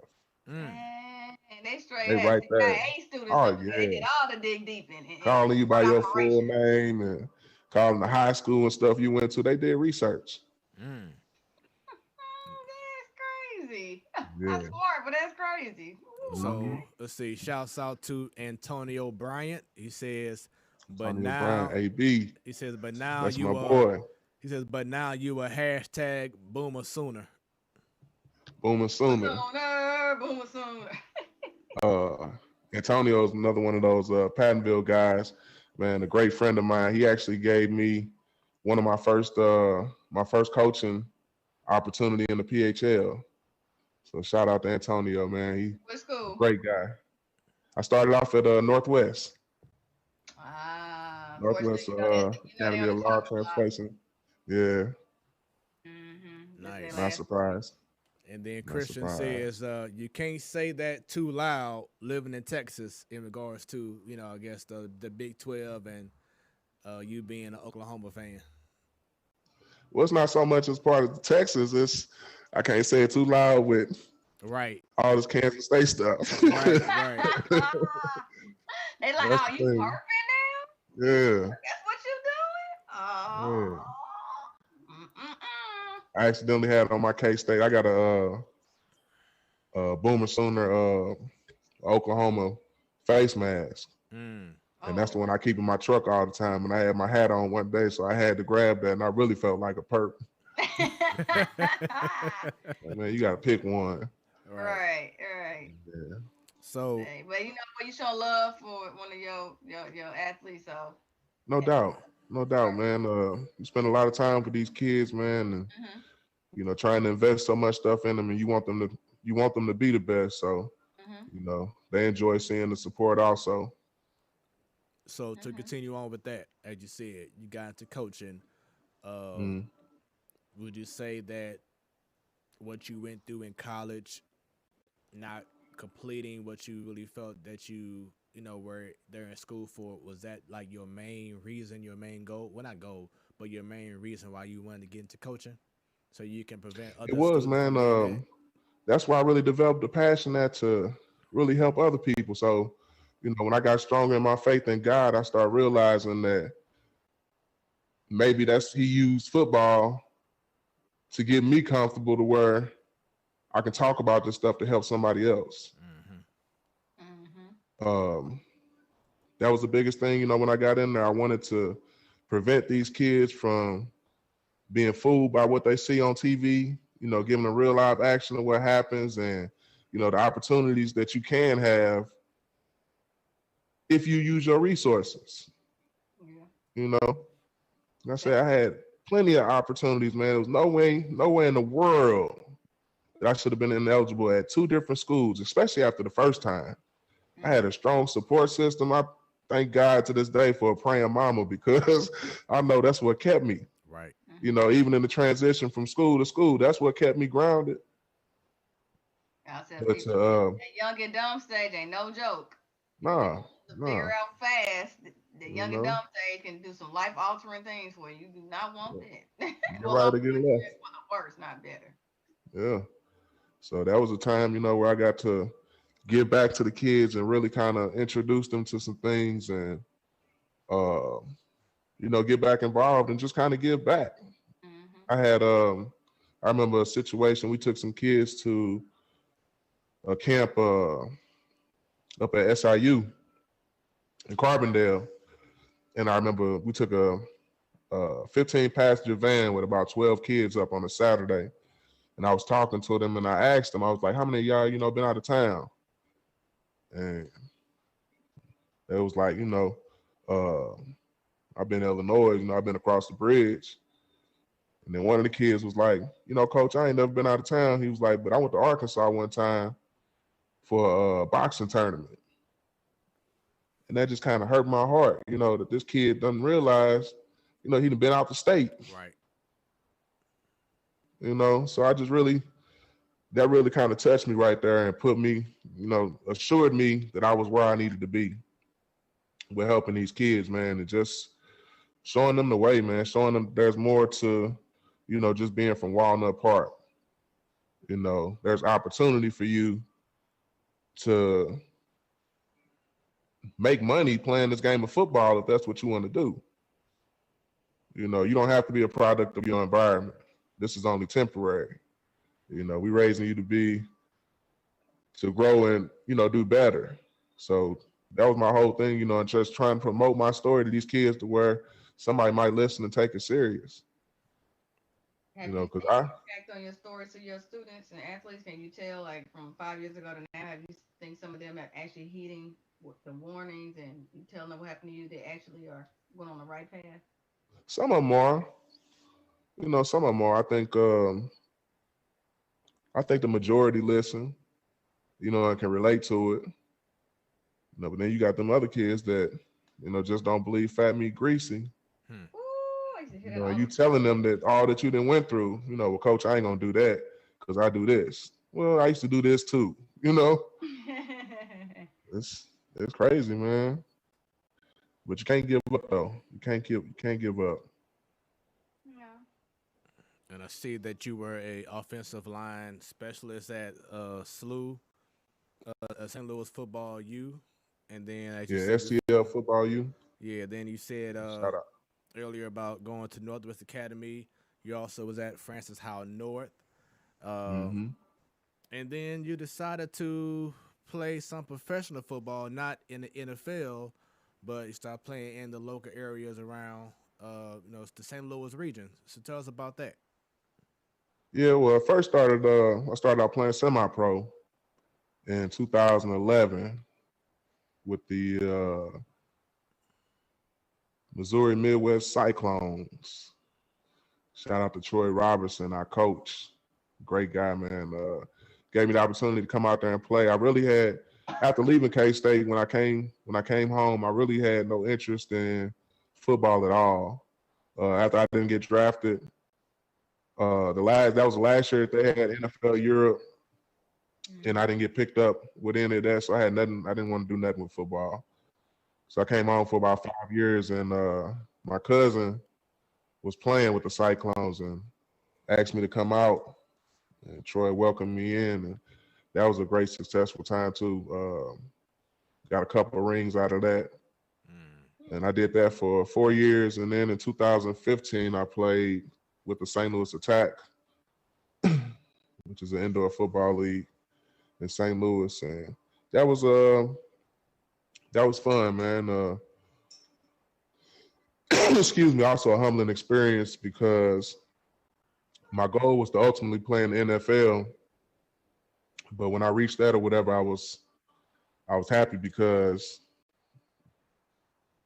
I finally got to play some professional ball and I got paid to play football. Hmm. So I was able to rest a little bit after that accomplishment. What is something that people don't realize that they may have like a misconception about when it comes to playing semi-pro because you're not playing in the NFL. The misconception that people can have, Yeah, uh, they may say, "Oh, that's semi-pro. That ain't nothing. Why should I go there and watch this team play? It's not the NFL." well, it's a lot of people that play semi-pro for different reasons. Hmm. Uh, when I went back to play, it was because I really wanted to put my hands on somebody and not get in trouble for it. You know, I missed the game of football. That was my reason for going back out there. Uh, some people will, some people will say like, you don't get opportunities from it, but I think it's a great opportunity for people to get film. You know, to be able to use that to send off. You know, so it's good and bad to it. You get out what you want to get out of it. Hmm. So, as we've all seen over these past few months, Deion Sanders came in and made a huge splash in regards to NCAA football by now Mm-hmm. being the head coach of HBCU Jackson State. How big was it for the game of college football of that decision that he made, and how much of an impact do you feel he's going to make for other HBCUs? Man, that's going to be a definite big change, man. Prime time is one of my childhood athletes I always enjoyed watching, and the people love prime time. So I think he's going to do a great job with, putting that school on the map and opening up the doors to kids, to let them understand, that, they can go to a HBCU and be successful and play sports. You know, when I was coming up or whatever, we didn't really know much about HBCUs. We go to the Gateway Classic and watch them, but I wasn't recruited by any. It wasn't encouraged to go there for football. My sister went to a HBCU, and she been playing in sport. So yeah. I'll tell you this though, because I know people have said that with HBCUs, whether Division One or Division Two, the recruiting, the budget is nowhere near what you got when you had those D1 offers. Even the Division One HBCUs that are AA, they still, I know they limit and corner who they choose because of the budgeting for it. I mean, you see I don't know if you ever been to HBCU D1, the facilities. You hear the prime time talking about it now. The playing field isn't fair. All us HBCU graduates know that. Right. But the rest of the world, because they blind eyed, like, yeah, them black schools, whatever, they treat us like we ain't nothing. We know they don't have the funding. Successful. We just do what we got and keep it moving. It's like, some of the city high schools that are not up to par, and they still make the best academic efforts, and smart kids and athletes come from lower income type schools. It's like what we deal with it and keep it moving. But when the outside world get a hold of it, they like, what? It's like, shit, it's all we know. So you know better, you do better. Yeah, but tell that again when it comes to funding, I don't want to get off script here because I'm HBCU grad myself, but they know, and I'll speak specifically for mine, the state of Missouri, at Lincoln University, the state capital, Jefferson City. Lincoln is in the state capital. Ask how many of those state politicians try to give us money, but they shove it all to Mizzou, but they blind-eyed to Lincoln, and literally it's down the street from the state capital. So know better, do better. No, they choose not to do better. Right. My tangent, sorry. Hey, Bunny, we totally understand. So, hey, totally. That's why we have this platform, so you can go ahead and voice out those frustrations and everything. Let's see, a couple of comments here. Miss Williams, thank you very much. Let me know if my voice sounds better. Antonio has a few questions. Do you still have the itch, or do you feel like coaching fills that void in regards to playing football? Coaching will never fill the void, man. And I don't care how old I get, I still have the itch. But I got a little more common sense now. I know better than to take my butt out there.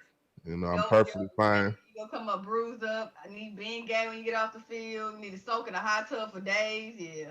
Right. I definitely had the itch though, and I feel like sometimes that I just want to put some equipment on and give me 4 snaps, but in reality, my body ain't ready for it. So coaching don't fill that void, man, but it definitely keeps me connected. Keeps me connected with the game. And keeping up with coaching, do you see yourself on the sidelines again in the near future? He asked that? Yeah. Definitely stay tuned. I'll be working with the North Texas Bulls, the arena team here in Fort Worth coming. Shout out to my guy, Victor Mann, part of Team No South. Nice putting us together, whatever this is going to be our second season. Coaching together.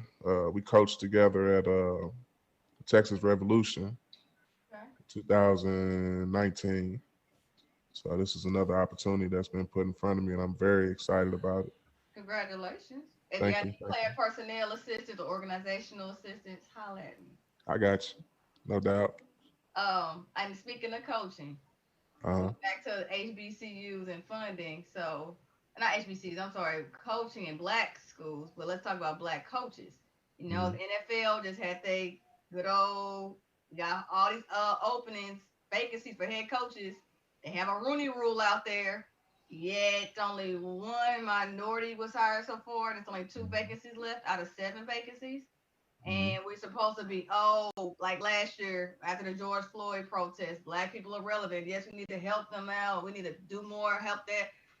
NFL want to start embracing it all of a sudden. Yet still, why are 70% of the athletes black, but yet you still have 1 black head coach? What's your thoughts on it? Honestly, I think that can go either way. I mean,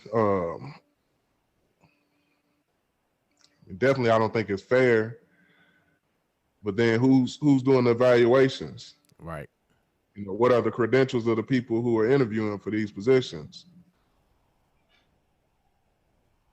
You know? Because it seems like some of the head coaches that get fired, it seems like boom, maybe they get to be a coordinator the next season, and 2 seasons from that they're back to head coaching. But the blacks that have been fired, I mean, I'm sorry if I not, I know Marvin Lewis was interviewed for one. Herm Edwards at one time, but Herm Edwards at college now. Oh my God, who was the dude that was at the Chargers? He was black, right? He just got fired last year. Yeah, this past season, Anthony something. Okay, now I know the Jets. That's an organizational issue. That's not even coaching, but that's a whole nother subject. Who I'm missing another black coach, and that's my point. I'm like, but when the black coaches get fired, I don't see them getting rehired. But white ones that have been fired, if they're not a coordinator in the next year, they're a head coach somewhere else, and that's just mind-boggling. I was like, but white, why is it mind-boggling? It's been happening for how long? But I'm just saying, what's your thoughts? Because NFL just said they were trying to help us, our blacks. Yes, we're sorry. Yeah, we acknowledge that we did Kaepernick wrong. Yeah, we're going to get Jay-Z to help out with music and entertainment. And still, we're still trying to even get an opportunity. We ain't even getting a seat at the table, just get an opportunity. And I'm not seeing it. Well, in all fairness, it's going to be a long time before that change because who's going to make them? Right. You know, as unrealistic as it sounds, you know, who's going to make them? I mean, it's not unrealistic. No, you're right. It's not. I mean, the people that don't look like us who still spend a lot of the money in ownership, yeah. I mean, it's like unless you start your own league, and we know that's not feasible, but it's like, come on. I think we'll have a closer chance. We'll have a closer chance that way than sitting here waiting on them to give it to us. Mm-hmm. I mean, at one time, it's enough rappers and, you know, people that have money or whatever, investors, to where I feel like they could compete. You know, if they wanted to put something on the market to compete with the NFL, I think they have a shot. And that's it just me goes speaking back for myself. It goes back to my point. XFL was just for sale last year. Dang, it was a little too late, huh? That was only 15 million for that. Hey, but look, it goes back to my point that I've made a few times on this show. Look what happened with the head coach that was previously with the Detroit Lions, the black coach. What was Caldwell? Yeah, he had a great season, a great 3 or 4 seasons with the Lions. Got to the playoffs. I don't think he had a losing season or definitely losing record. But as soon as they saw the hot shot Matt Patricia under Belichick under a winning organization, they was quick to go ahead and bring him on. And look what happened. He hasn't had one winning season while you just let go of a coach that won a freaking Super Bowl with a different team and was currently winning with the Lions, and you let him go because you wanted the hot shot.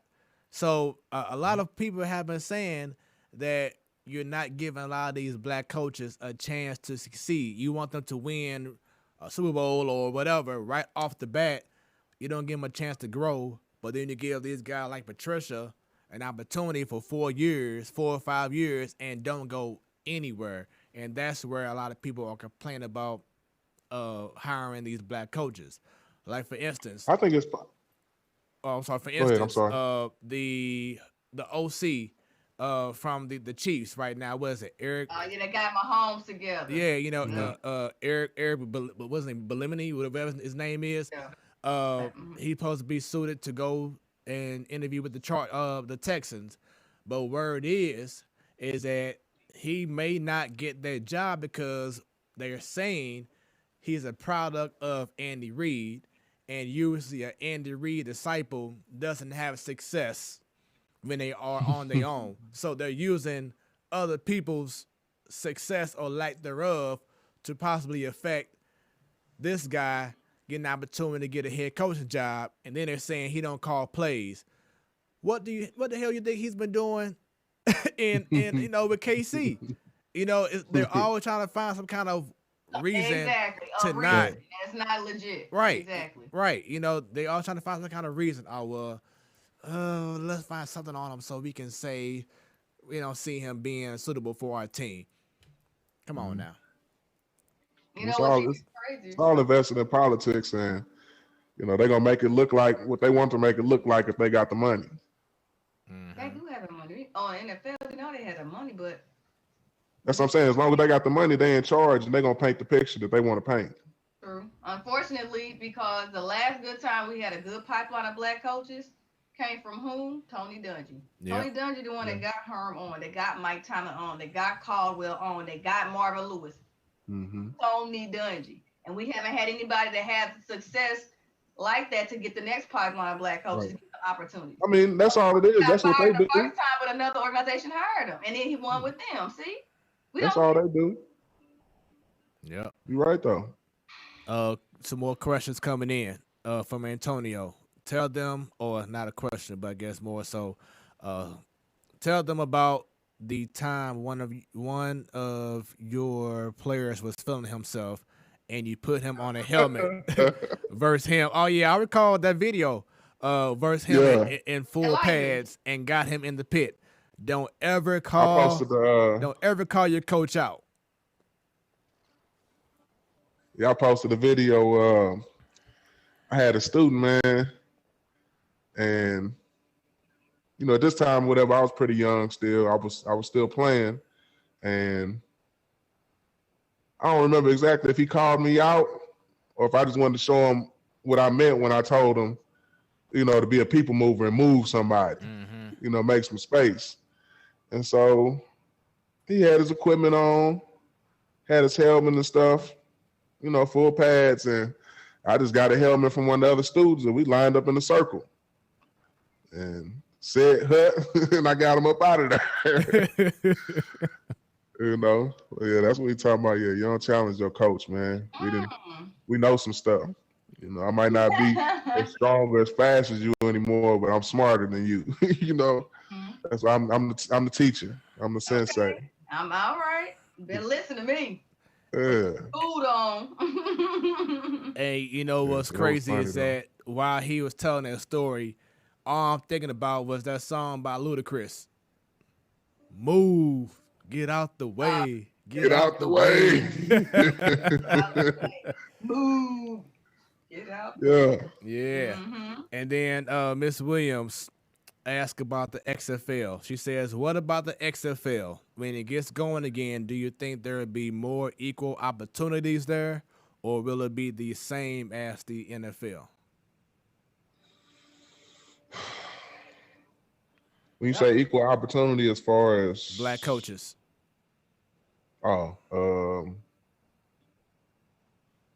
Shoot, they might have a better shot. I think so too. There. Yeah, I think so too. Mm-hmm. They have a better opportunity there. What was your thoughts on the XFL? I'm going to ask them that. I don't really have any thoughts on it. I didn't really get real engaged into it because I remember the first XFL. Right. I didn't really put a whole bunch into it. If I flipped through the channels and I saw it, just wanted to watch some football, but I didn't want to put a whole lot into it until I knew that it had been around for a minute. Okay.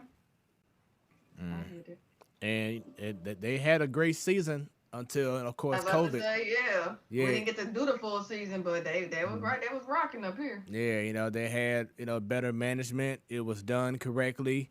And now, as you promotion and marketing, they were hands on in the community, especially here. I imagine that was good for the city. The city of St. Louis. Oh yeah, St. and Louis. And it comes back in 2022 2 or 3. 2.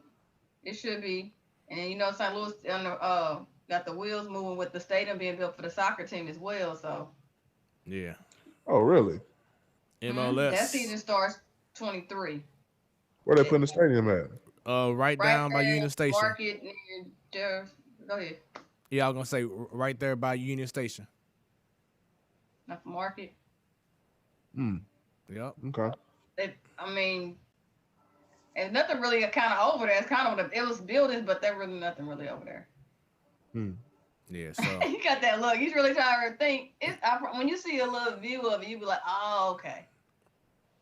They really need to build a soccer stadium? You really be surprised. St. Louis has the number one soccer market. It's been like that for decades. Because Yeah. of SLU, the college. Even Yeah. though we had soccer teams here and there, but they've always been a big soccer place. Yeah.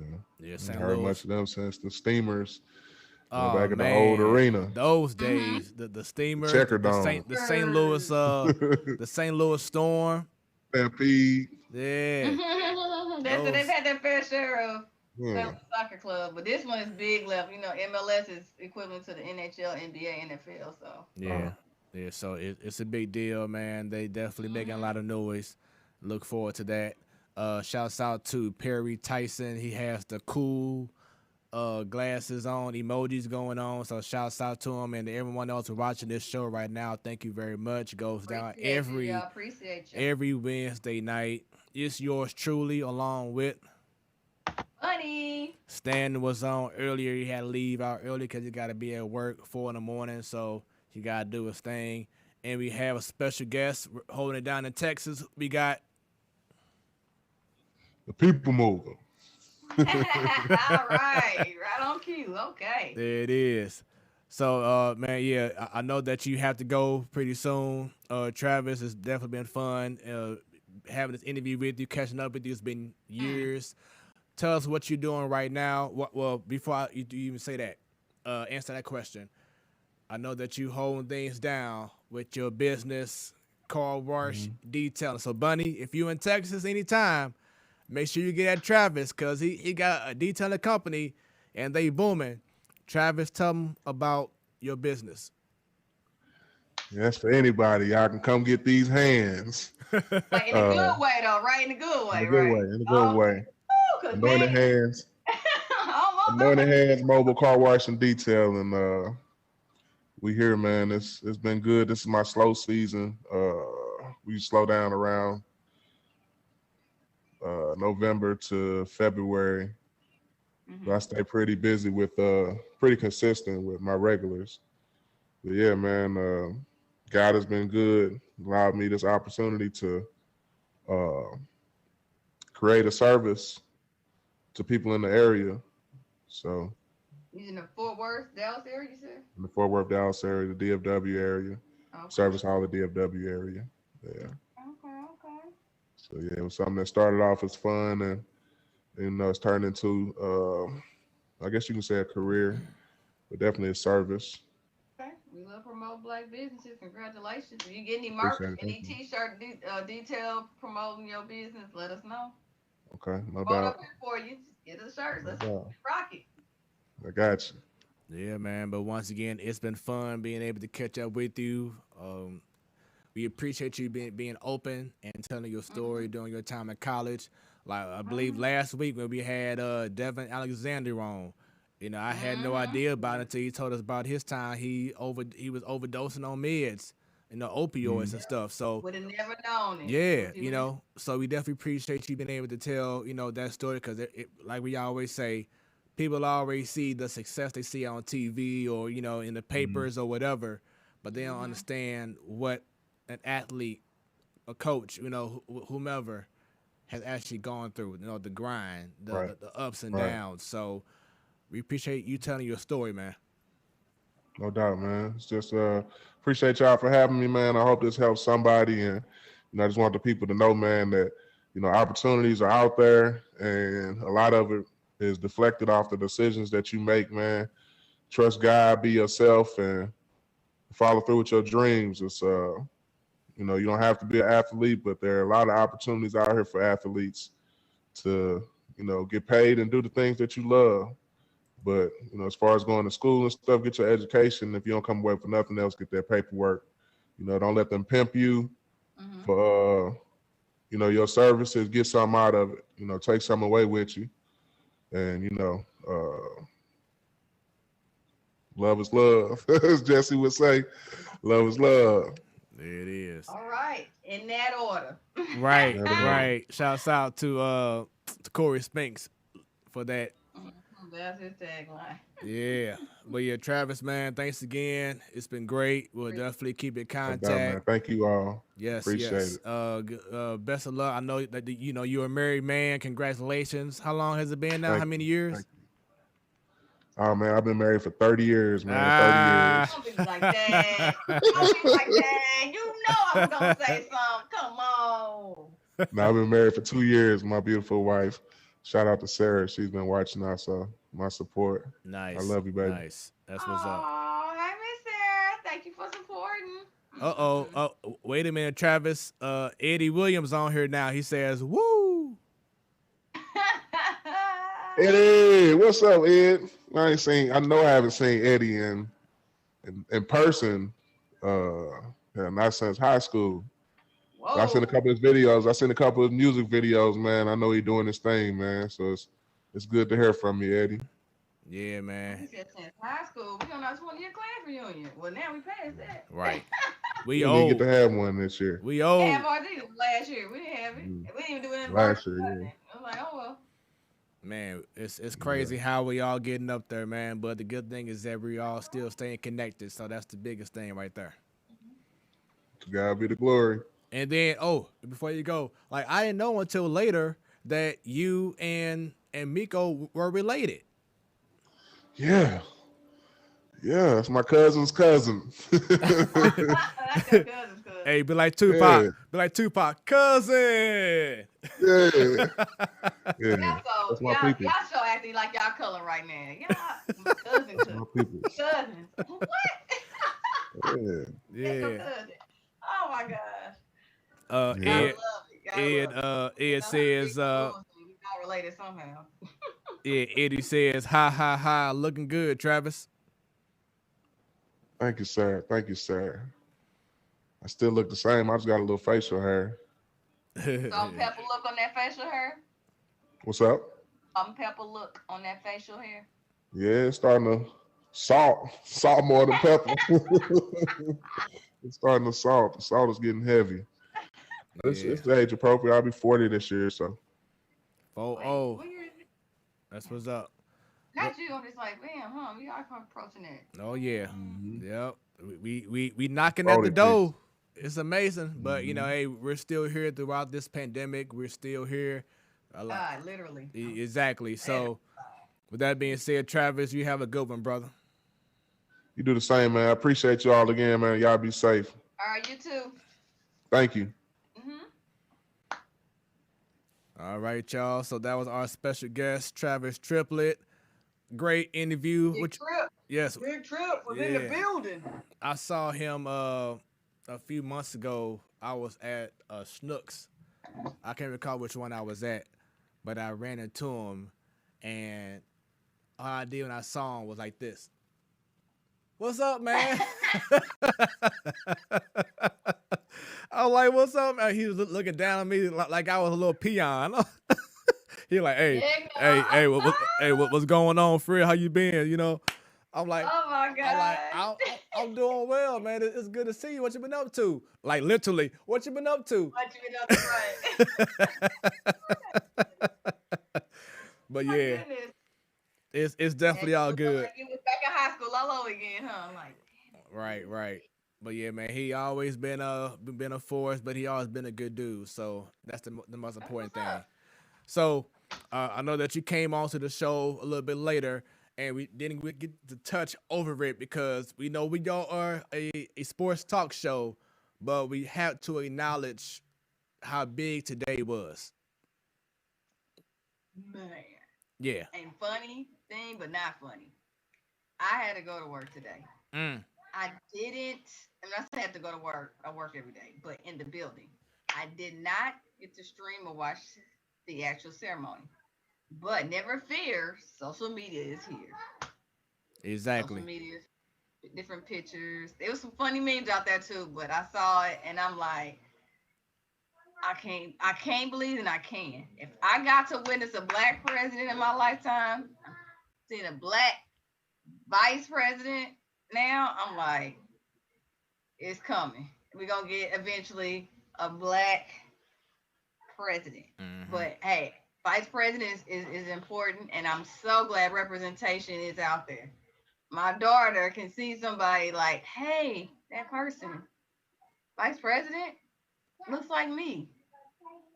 Miracle, same thing. Miracle. Black like you, honey. You can be her, Yep. if not better. Yeah. So Wonderful. definitely a historical day, historical moments that happened in DC. Shouts out to, and see, I never said uh Trump's not first name, but his job title during his time. But I can probably say congrats to President Biden for the inauguration today, for doing everything he's done, and shouts out to Kamala Harris holding things down. Today was like Pearls and Chucks Day.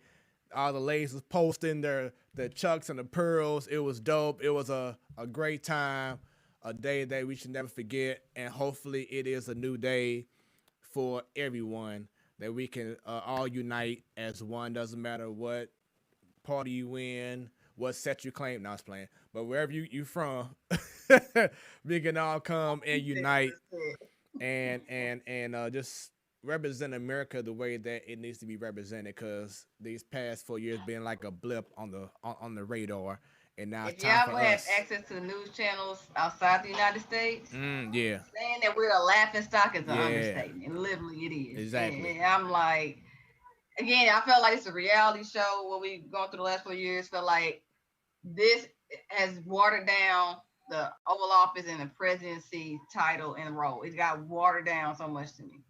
I mean, it's nothing with political parties. It's specifically talking about how you carry yourself. Right. Yeah. But Crazy. as usual, we come around and clean up the mess, and we're going to do that. So let's make it happen. So let's get right back to sports. Let's talk about, before we get to the NFL playoffs, let's talk about what's going on with the Houston Texans and one Deshaun Watson. What a mess that is right now in Houston. I don't even wait. The city of Houston got a lot going on. A whole lot. Last week we talking about the Rockets, and now we don't text. We talking about both still. It's like, what the hell are y'all doing in Houston with y'all sports team? We know the Astros still got the scandal going on. It's been a couple of years, but we're not gonna forget that either. It's like Houston, y'all need to work on how y'all working on these organizations and y'all players, man. This is horrible. Yeah, I mean, to the point that Deshaun is saying he don't want to come back. He doesn't feel like the organization is trying to win.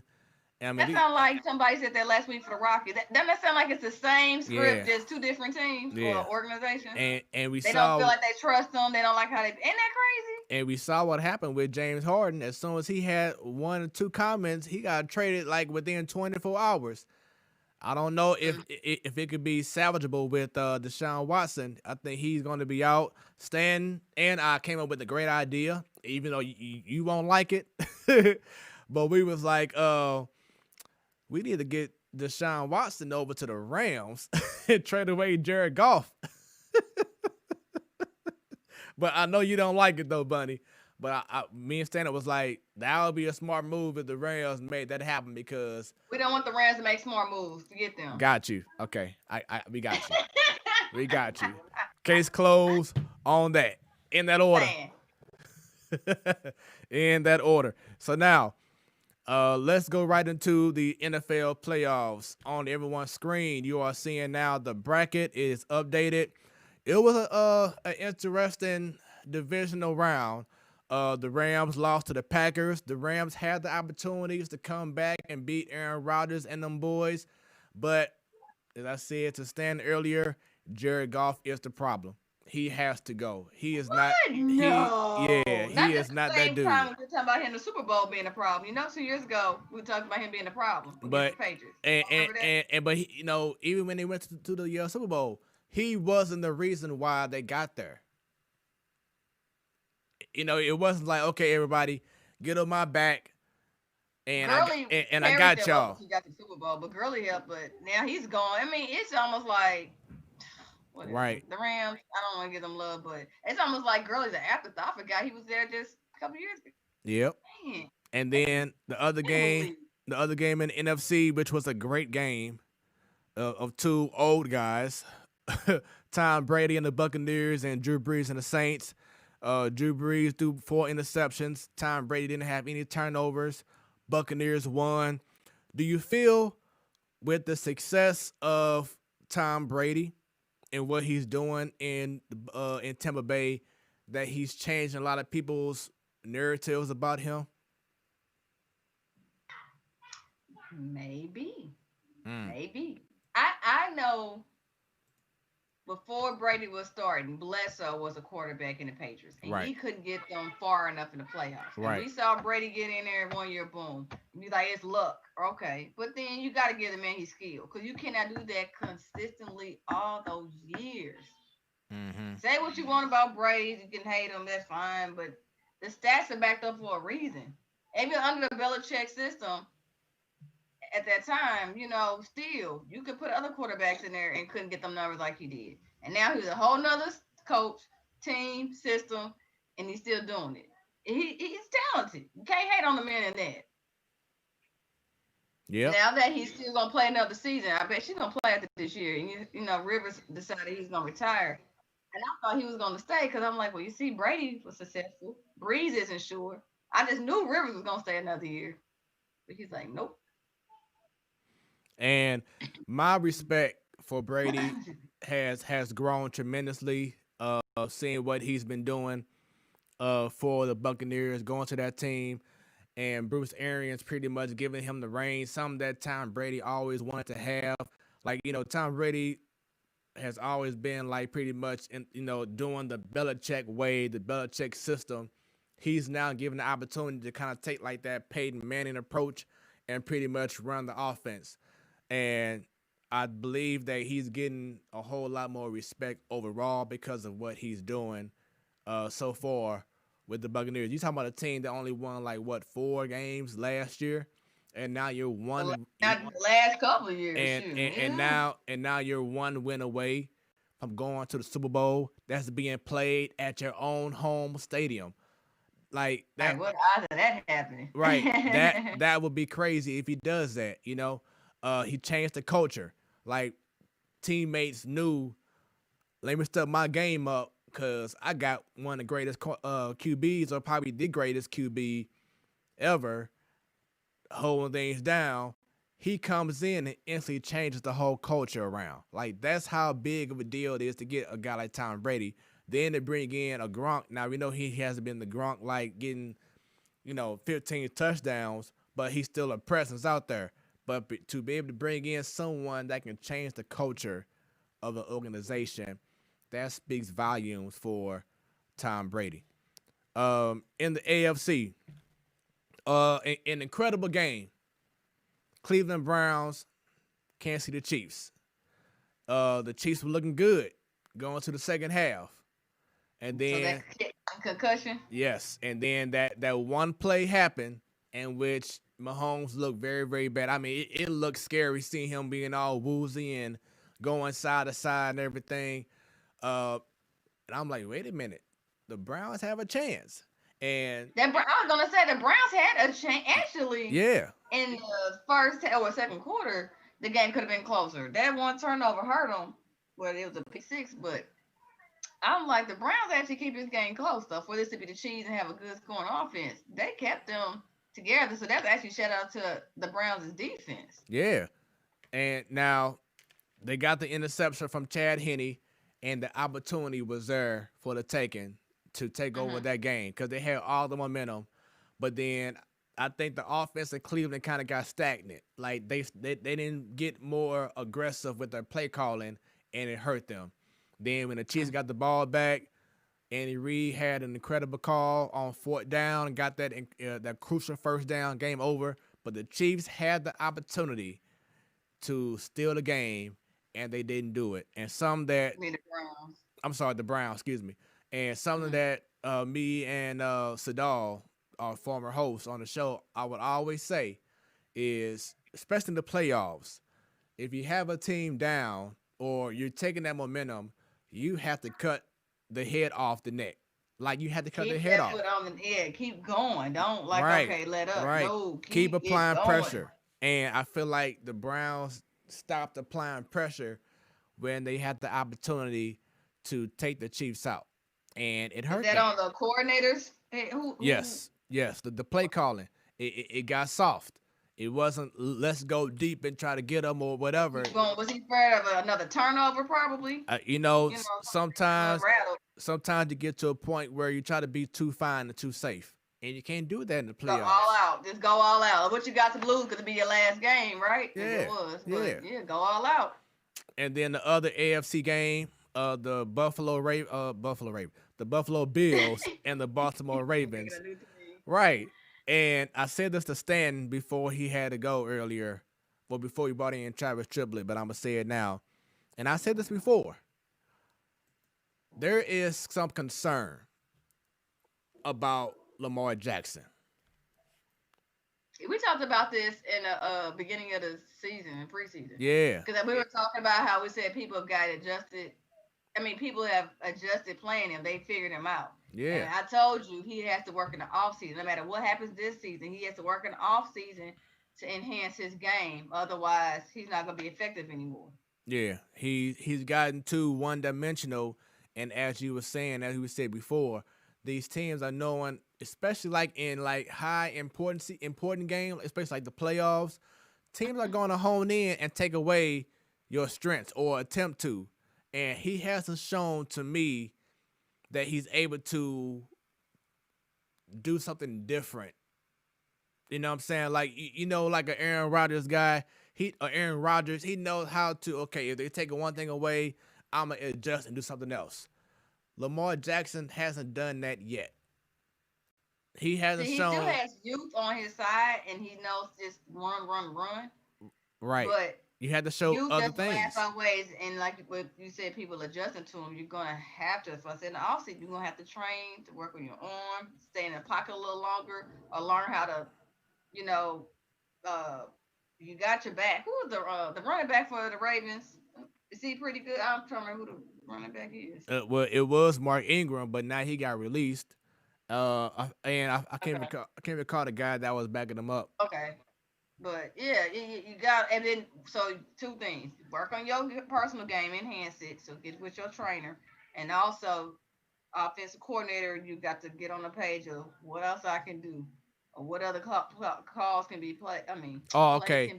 The current running back is the rookie J.K. Dobbins from Ohio State. Okay. Yeah. But yeah, so. Baltimore, well, Lamar Jackson, he's too one-dimensional. Like, we know you got an arm, we know you got, the speed, but it's all about, okay, if they're taking one thing away, what else can you bring to the table? And once he gets that together, then, okay, now you're there. Next season is going to be crucial for him to hold things down because he's going to be entering the last year of his rookie contract. So he's going to want to get a huge extension.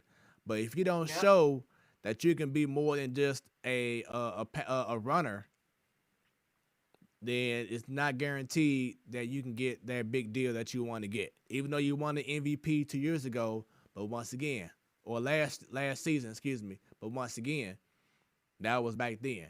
Teams are catching up to what you are doing now. So how are you going to make that adjustment? We'll see. So, in Buffalo Bills, I kept saying it about how scary this team is, and now they're in the AFC, and they have a great chance to go to KC, and if they play the late game this Sunday, they have a great chance to put up the upset, especially if Mahomes is still questionable, because right now they did say he was a full participant in practice, but maybe they just saying that, but he still could be feeling some kind of report say. Exactly. He could still be feeling some kind of effects from what happened this past Sunday. But the Buffalo Bills, they are a team that you cannot take lightly. Hungry. The Bills are hungry. I give it to them.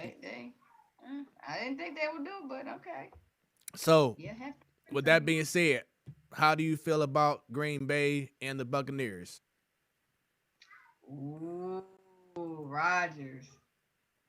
Oh, man. Brady. Oh, man. 2 number 12s. When I said this, it definitely sounds like it's like they play their games. This should be a classic game, and it could be kind of close, actually. I'm not sure who defense is better, the Bucks or the Packers. We know offense what's going on, but defense, who's better?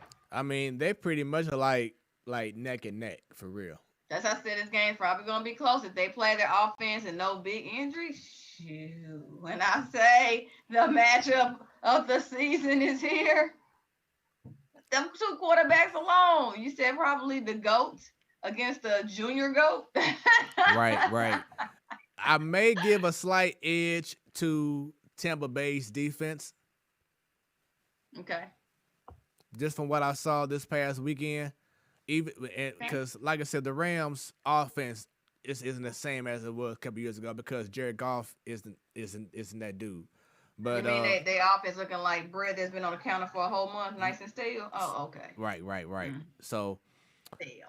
and then once again, Chiefs, Buffalo Bills. That'll be the and I'm sorry, Green Bay and the Buccaneers is the first game on Sunday. Chiefs and the Buffalo Bills will be the second game.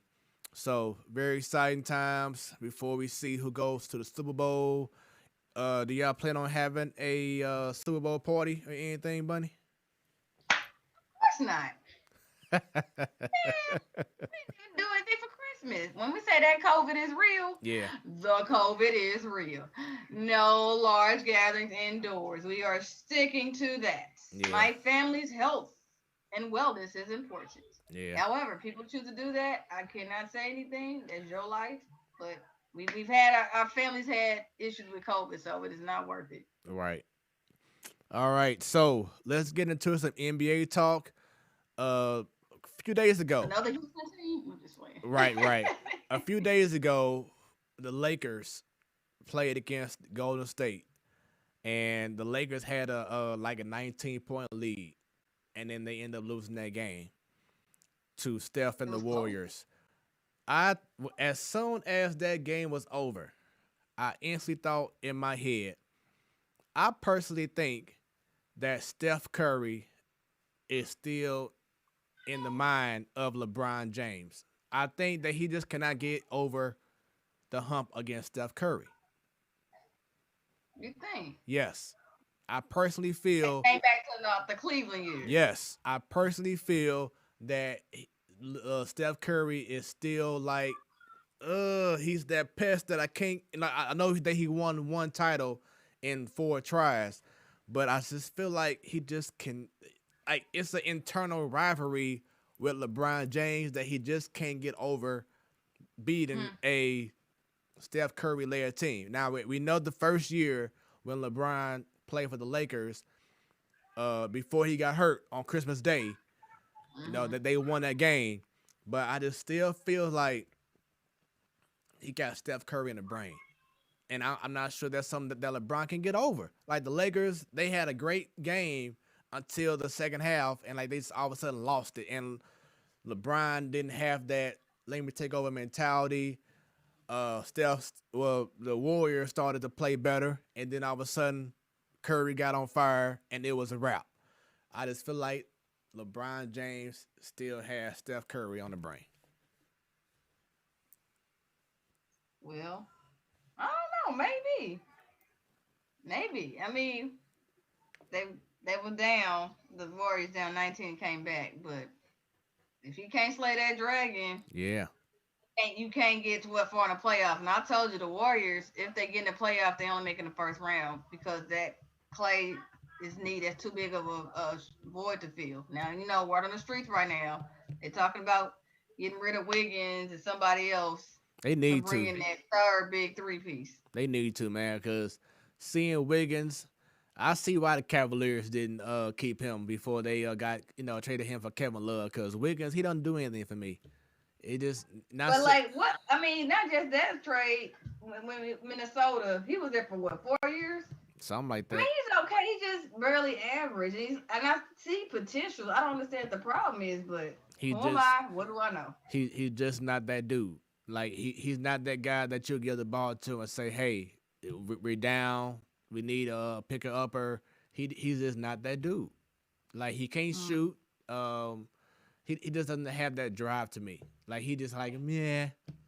Mm-hmm. You know, he doesn't do it to me. So Golden State needs to go ahead and make a move to acquire more of an offensive threat. Um, but we'll see. I do like the way they're going though. It having Draymond back pays dividends. He may not score 20 points, but he's going to be a leader on the floor, and it's going to be the intangibles that help Golden State to get further. They may not get past the second round of the playoffs, but I see them making some noise as long as Steph Curry and Draymond is healthy. I didn't ever write out the Warriors like some people did. I said no, I can still see them getting to the first round with Harden going from the Rockets. I don't see the Rockets as competitive, and that opens up a spot on the West. Well, you know what? And see, that's the thing. Like, to me, I think that trade actually helps the Rockets better because now they won't be stagnant waiting on James Harden to do something. They brought in Oladipo from the trade, so you got a 20-plus, scorer once John Wall comes back, as long as he's healthy, and DeMarcus Cousins. I think Houston can make a nice run, but they just have to be healthy. I think that move paid off really handsomely for the Rockets. Okay. But we'll see. We'll see. Let's talk about the Brooklyn Nets. It's been 3 games now that James Harden has played for Brooklyn. He first game he had a triple-double. Second game he had like 30 points. I don't know what happened tonight yet. I know they was playing the Cavaliers and they went to overtime, in which tonight was the first game that Kyrie Irving has played. But it's been under the radar. But Kevin Durant is having a superb season so far. And this is just being a few games into the season, coming off of a whole year of not playing ball. Just imagine how he's going to be when he gets even more months into the season and he's healthy. This guy here, Stephen A. Smith said it, I think yesterday or today, but KD, he might be MVP. So KD is not under the radar. He's not. People know he's back, and we seeing him. It was one of the big highlights when the season started. KD is not under the radar. It was just Kyrie getting all this attention over the last week. That's like, where's Waldo or where's Kyrie game was going on. KD was still balling, and they did have some L's, but KD, we know he here. We know he balling. And that when Harden came there and they played together, trip down memory lane, looking like the Thunder days when they were together. They're looking good so far. I know it's still early, but they are looking good together. Harden and KD. Now with Kyrie to the mix, we shall see. That game is final, by the way. The Nets game, the 2 overtimes it went, and Cavaliers won. Wow. So now the media is going to eat this up because this was Kyrie Irving's first game. Going back to Cleveland. And Brooklyn was on a 4-game winning streak, and they lost against the Cavaliers. So they're going to eat that up and blame Kyrie. They got a 2 overtimes, though, so they was duking it out. But, yeah, so right now I'm looking at these stats, and KD is currently averaging 30.6 points a game, 7 rebounds, and almost 6 assists. Yeah. They legit. We knew the Nets was gonna be good without injury, so no, they legit. Shouts out to Jamie Lynn, who I call Jayonce. She's a huge KD fan. We can't talk about his hair right now, but anyway, she's representing for KD. They talk about LeBron hair. Hey, they balling though, so hey, missing hair don't hurt you. It'll help you. Shoot, your game and points are high. I mean, they both living on their own island. I would just leave it like that. I'm gonna keep it right there. So shouts out to KD, man, for coming in and doing what he's doing, showing that he is a top 2 player. From the injury though, so I'm glad he did, and it didn't look like he has missed a beat. Yeah. So we'll see, but I guarantee you the media gonna be eating it up. Oh, Kyrie came back, went to Cleveland, and the Brooklyn lost the game. Boom, boom, boom, boom. Last thing, baseball. We talked about Houston earlier, right? Well, Yep, I know. today, George Springer signed with the Toronto Blue Jays. So now he's gone. So I know Joe was like, what the heck is going on with Every these time I see an H-time? alert about a big back signing or somebody signing another team, I always think of you and Joe right away. I'm like, this is what I hear in my head. There go the Cardinals. I don't know why the Cardinals ain't making these moves. I hear y'all saying that every time I see this alert. This is this person signed with this team. This back signed with this team. Yep. And the issue is that the people who are making these, the guys who are getting signed or traded are guys that, there's been not saying a bud like the Cardinals have been, making a move, but it's like they can see the Cardinals trying to acquire them, or they should make a move and they don't do anything. And I wish you was on Twitter, Bunny. You can go ahead and get your Twitter account so you can see, because on Twitter, like the platform Sports Talk Show been going ham on Twitter. And For real. yeah. I mean, a lot of engagement is fun. I love it. So definitely, and as you see on the screen, y'all, make sure y'all give us a follow. Everything right here. Follow. Show us love. But and you see on the bottom of the screen too. But yeah, I was telling Joe today. I said, if the Cardinals' main focus or priority is trying to re-sign some almost 40-year-old guys, that's a problem with the organization. That was 3 people last week they were doing that for. Bader. Well, Bader, he ain't almost 40.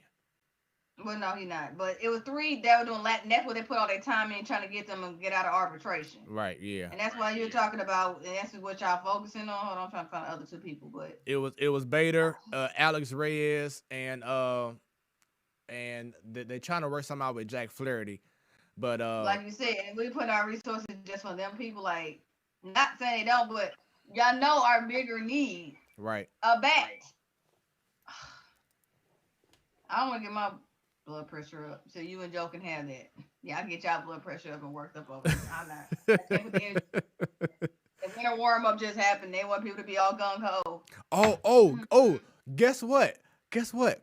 Matt Carpenter said that he has been tinkering around with wearing batting gloves for the first time in his life. Whoop-de-doo! How you gonna tell me like Matt Carpenter is saying that not somebody he can recruit to the Cardinals? Man. Messing my emotions. Oh man. Yeah, that was like, Sports Center breaking news. Matt Carpenter is considering wearing batting gloves. Okay. Yeah, thank you.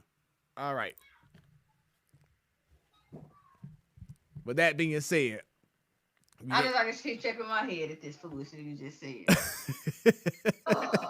Spring training is around the corner, and yet nothing looks exciting. I'm ready to be a Padres fan because I want to see Tatis. Yes. I want to see Yu Darvish, right? Yeah. I'm like, yes. Manny Machado. And y'all not hesitant. Come on. Manny Machado, Tommy Pham. I mean, the other day. I want to be a Padres fan. I mean, the other day, they just sound like Joe Musgrove from the Pirates. So, like, they got, like, a whole pitcher staff. They're going to be just going bananas. While the Cubs, they keep letting people go. Like, John Lester just signed with the Nationals the other day. Kyle Schwarber, he went to the Nationals. Yu Darvish, as you said, he went to the Padres. Jose Quintana, he just signed with the Angels. Having a fire sale. I mean, they talking about it's fire so bad. We need every fire department out there to come get these people. We on fire. We gotta get rid of everything. But you don't hear nobody in their division that's called the Cardinals picking up any of those players. Are they that expensive? I'm afraid of trade prospects. I'm confused. Hey, I said this on social media today. I said the Cardinals have trust. The Cardinals front office has trust issues right now. Hey, what happens in a relationship with trust issues? It does not work out. Scared, Somebody's gonna scared have to to make that go. move. Scared to make that move and Somebody's gonna whatever. get tired of waiting, and somebody's gonna go. Yep. You tell me who's going. And that's what's happening. Tired of waiting. That's what's happening right now. These other teams outside the NL Central, they're being aggressive. They're spending money. The Cardinals need to realize that you cannot woo these guys in anymore by saying, "Oh, this is St. Louis. You're gonna love playing here. We get 40,000 people a night. We have 12 championships. I'm sorry, 11 championships. All that is not gonna sell. You have to start spending money." They know that. I'm telling you, they know that. Now, why they are doing it? But they know they have to open their wallets, otherwise they will always sit at the bottom of their division. And the Cardinals fans will turn their back on them eventually for doing it. So they know they got to open up their wallet. Why they haven't done it successfully? I don't know. But one thing we do know is we had another incredible show this evening. We sure did. Shout out once again to our special guest, Travis Triplett. Stan was on earlier. He had to go early, to get ready for work in the morning, doing that legal stuff. No, he doing legal things, y'all. That's how we do on the platform Sports Talk. So we keep it legal, baby. But shout out to everyone who watched our show today for the first time, or for those who are faithful followers. Thank you. Continue to show love. All the information right here on the screen. Follow us on Facebook, on Twitter. Go on YouTube. Put in the platform Sports Talk Show. Subscribe. Click on that bell, because anytime we go live, you get notified. There it is. Make sure y'all give us some love on Instagram as well. You see right here at the platform Sports Talk Show. Show us love in the club, y'all. Bam, bam, bam. Love. You ain't gotta wait till Valentine's to show us love. Come on, do it now. Come on. There we go. And once again, a huge day in regards to our country. We hope that this brings more unification. Let's unite. Let's clean up this mess that happened by that guy that took over for 4 years. You know what I mean? But anyway, Bunny, it's been a pleasure again. You have a outstanding rest of your week. Everyone else, show us some love, man. Let everybody know about our Sports Talk Show. Go to our archives on Facebook, go on YouTube, see the amount of guests, all the great guests we have had, all the great stories they've had to share. So many great people. It's been fun. It ain't gonna change. Tomorrow, I will go ahead and put out who our guests will be next week. For a lot of people who, I'm gonna save it. But save the teaser. You gonna save the teaser? Yeah, I'm gonna do a Ryan Seacrest, and we'll find out after the break. Now, after next week. But now, so Miss Williams says very entertaining show. Thank you very much once again, everyone. Interactive, Miss Williams, like always. Yes, we definitely appreciate it. Once again, show us love. Let everybody know what's happening. We love doing what we do, and it continues to get better and better, 2021 style.